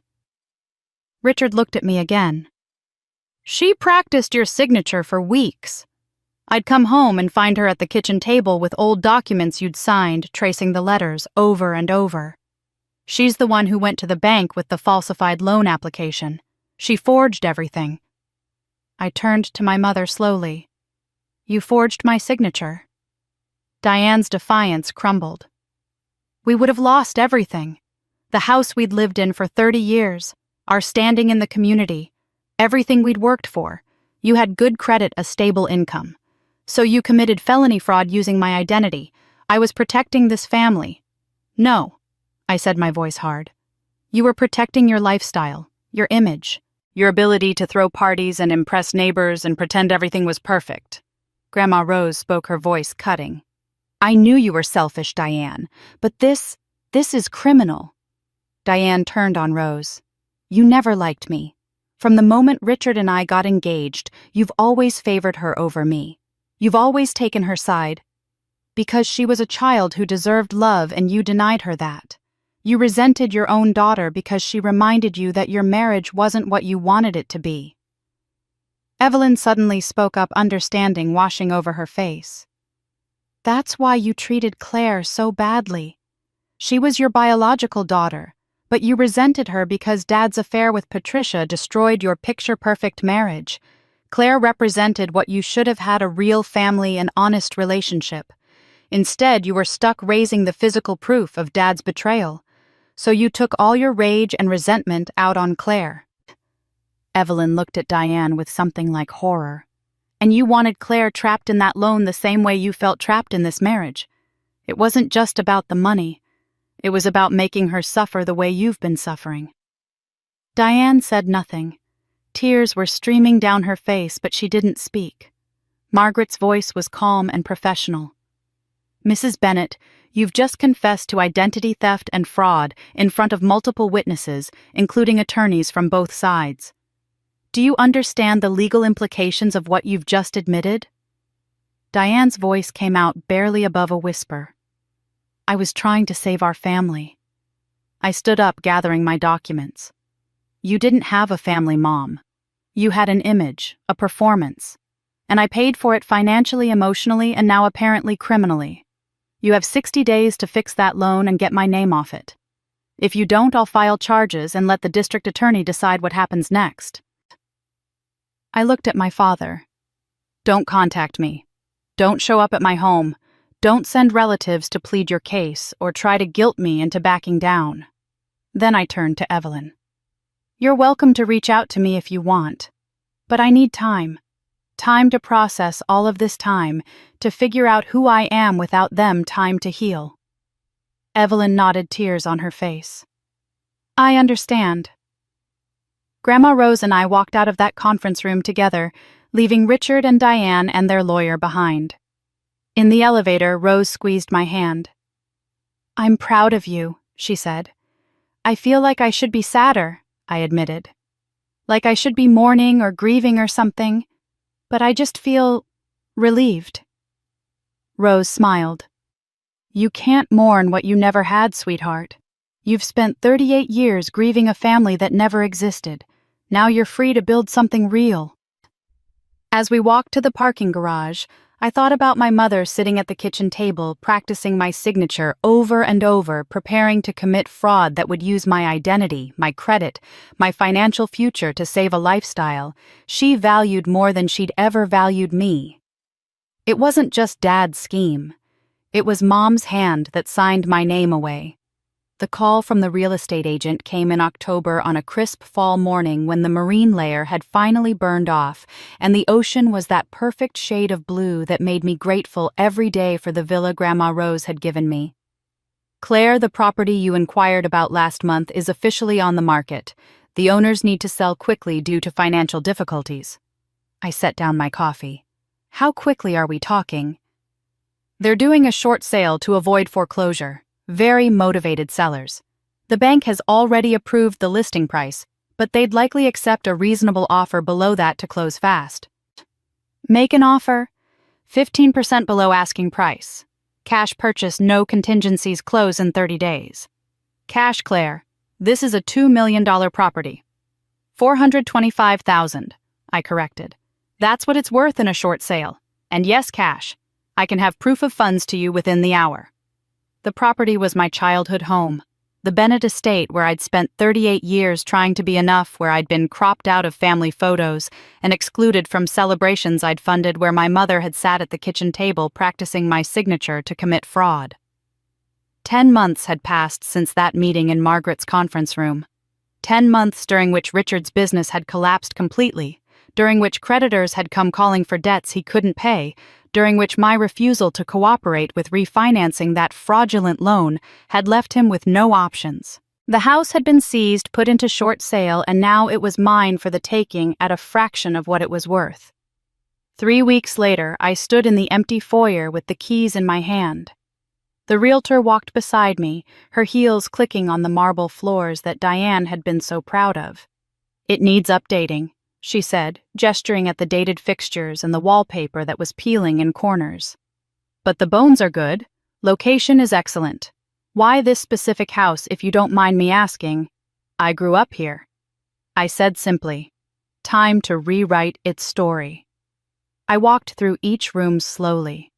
The kitchen, where I'd stood frozen in the hallway on December 18th, overhearing them laugh about how dumb I was. The living room, where family photos had been taken without me, where parties I'd funded had celebrated people who couldn't be bothered to thank me. The dining room, where I'd sat at the edge of the table, always on the periphery, never quite included. Each room held painful memories, but standing there with the keys in my hand, with the deed that would be transferred to my name, those memories felt different, smaller, less powerful. I bought the house for $425,000, paying cash from my business account. The market value was closer to $500,000, even in its current condition, but the bank accepted my offer within 48 hours. Richard and Diane had 60 days to vacate before moving to a small 2-bedroom rental condo across town. My plan was to renovate the house completely, update the kitchen, modernize the bathrooms, repaint every wall to erase the color schemes Diane had chosen. And then, I was going to rent it to Evelyn. We'd stayed in contact over the 10 months, careful contact with clear boundaries. She'd been in therapy twice a week. She'd met Patricia multiple times, building a tentative relationship with the woman who'd given birth to her. She'd left her PR firm and started her own small business working with nonprofits. And she'd been paying me back slowly $500 a month for years of cruelty she was trying to make amends for. I asked her to meet me at the house on a Saturday afternoon in early November. She pulled up in her car and stared at the estate for a long moment before getting out. "You bought it," she said when she reached the front door where I was standing. "I did." "Why?" "Because I can. And because I'm offering you the first chance to rent it." Evelyn looked at me like I'd spoken a foreign language. "You want me to live here? At fair market rate, $2,800 a month, standard lease agreement, normal landlord-tenant relationship." "Why would you do this?" "Because you've spent 10 months in therapy working on yourself. You met Patricia and you're building a real relationship with her. You left a toxic work environment and started your own business doing work that actually matters. You're trying to break the cycle we were both raised in. This house can be part of that, or it can keep being a symbol of everything that was wrong. I'm choosing to make it something different." Evelyn's eyes filled with tears. "I don't deserve this. I don't deserve your kindness after everything I said, everything I did." "Deserve has nothing to do with it. This is about choice. I'm choosing to give you a chance to build something better. But there are conditions." "What conditions?" "Mom and Dad are not welcome here. This is your space, not theirs.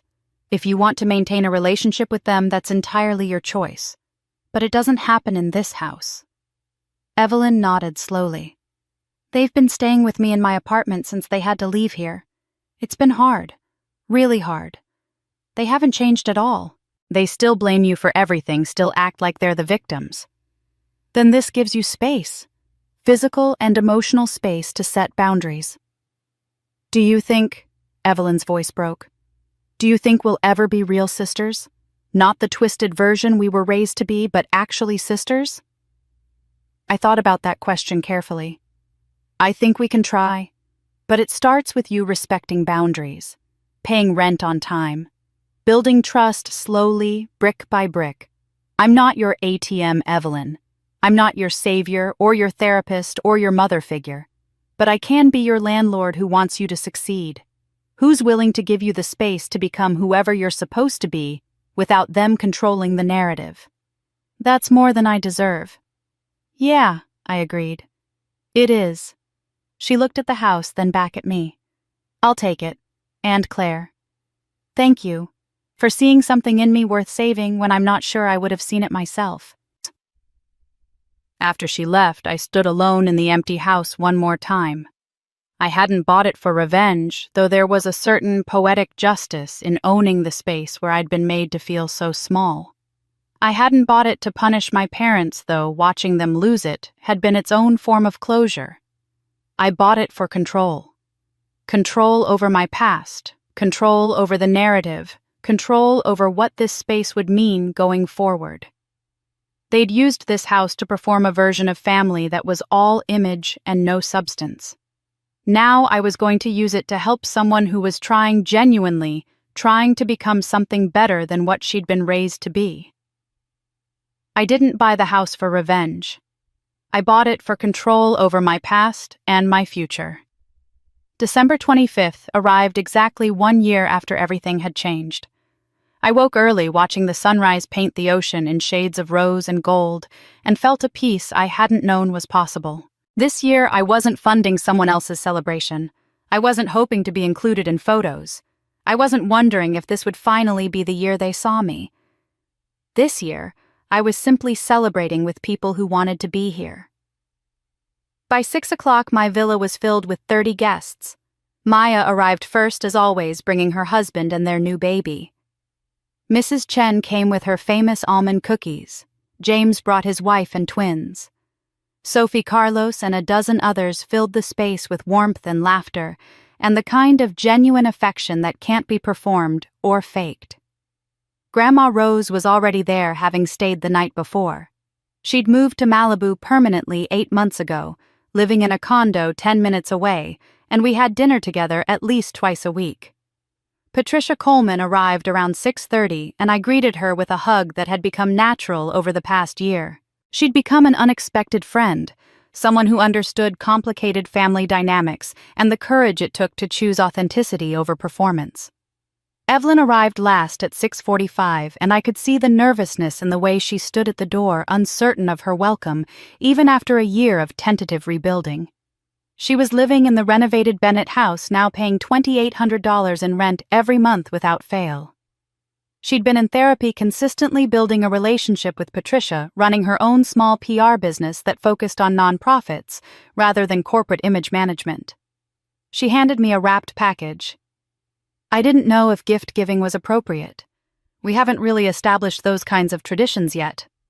I unwrapped it carefully. Inside was a framed photograph I'd never seen before, 8-year-old me at the beach with Grandma Rose, both of us laughing, my face bright with genuine happiness. I found it in a box of old photos at the house, Evelyn said. You looked so happy. I wanted you to remember that you were once just a kid who deserved better than what they gave you. My eyes filled with tears. Thank you. This means more than you know. Dinner was everything the previous year's party had been, and more. Real conversations, genuine laughter, people who actually listened to each other instead of waiting for their turn to talk. When it came time for toasts, Mrs. Chen stood first. This is my 3rd Christmas with Claire, she said, raising her glass. Every year gets better. Every year I'm more grateful to be included in this beautiful chosen family. Maya went next. To the woman who taught all of us that family is a choice we make every day, that we don't owe our loyalty to people who've hurt us just because we share DNA. Claire, you showed us what courage looks like. Patricia spoke next, her voice emotional. Thank you, Claire, for helping me find my daughter again after 39 years, for giving us both the chance to build something honest and real.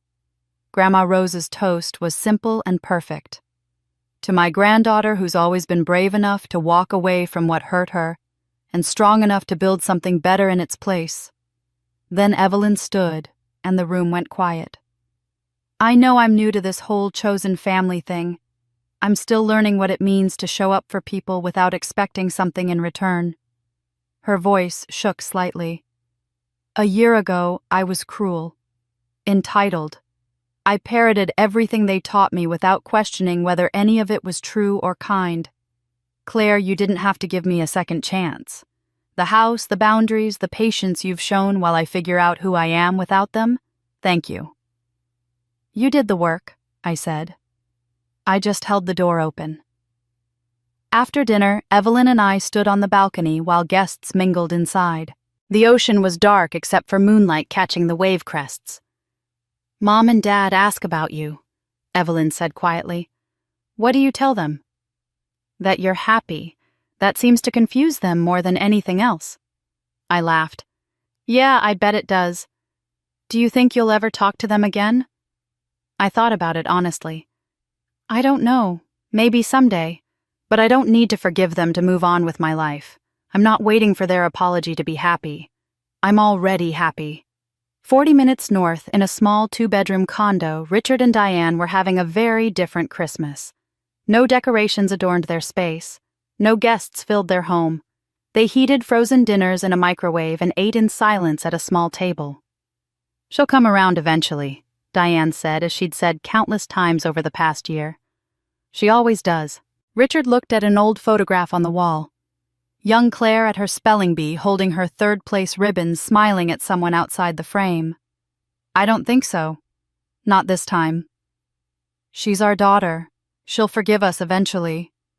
She already has, Richard said quietly. That's why she's not here. Back at my villa, guests started leaving around 10 o'clock. Each person hugged me goodbye with genuine warmth, promising to see me soon for coffee or lunch, or one of the regular gatherings that had become part of my new normal. Grandma Rose stayed overnight in the guest room, as she often did. Before bed, I stood alone on my balcony one last time, looking out at the ocean I'd come to think of as mine. A year ago, I'd thought exposing my family's dysfunction would make me feel free. I'd thought the viral post, the public humiliation, the collapse of their carefully constructed image would be what finally released me from their grip. But real freedom hadn't come from their humiliation. It had come from this, a quiet house full of people who chose to be here. It had come from knowing I didn't need their approval to be whole, their acknowledgement to have value, their love to be worthy of love. The Christmas party last year had gotten 15,000 views. Tonight had gotten 0, and tonight was perfect. My phone buzzed with a text from an unknown number. I looked at the screen. "This is Mom. I hope you had a nice Christmas." I read it once, then put my phone face down on the balcony railing. For a moment, I considered responding. Then I thought about everything that had led to this moment, 38 years of trying to be enough, a year of learning I already was, and the peace I'd found in no longer needing them to see it. I picked up my phone, turned it off, and went inside to bed. This time their whispers no longer owned me, because I'd finally learned to listen to my own voice instead. So that's my story. The Christmas I stopped being invisible. The year I chose myself over obligation. The moment I realized that real family isn't about blood or duty, it's about showing up, seeing each other, and choosing love without conditions. If you've made it this far, thank you for listening. Thank you for witnessing my journey from being the family ATM to becoming someone who knows her worth. I hope my story resonated with you, maybe reminded you of your own struggles, or gave you permission to set boundaries you've been too afraid to establish. Now I want to hear from you. Have you ever been in a similar situation? Have you funded celebrations you weren't truly welcome at? Have you been the scapegoat in your family while someone else played the golden child? Drop a comment below and share your story. You're not alone in this, and sometimes just saying it out loud to people who understand can be the first step toward freedom. If this story moved you, hit that subscribe button and turn on notifications. I share real stories about real people navigating complicated family dynamics, setting boundaries, and choosing themselves without guilt. Every week I bring you stories of courage, transformation, and the messy, beautiful work of building the life you deserve. And if you know someone who needs to hear this, someone who's been made to feel invisible in their own family, share this video with them. Sometimes we need permission to believe we deserve better. Sometimes we need proof that walking away doesn't make us the villain. Thank you for being here. Thank you for being part of my chosen family. I'll see you in the next story.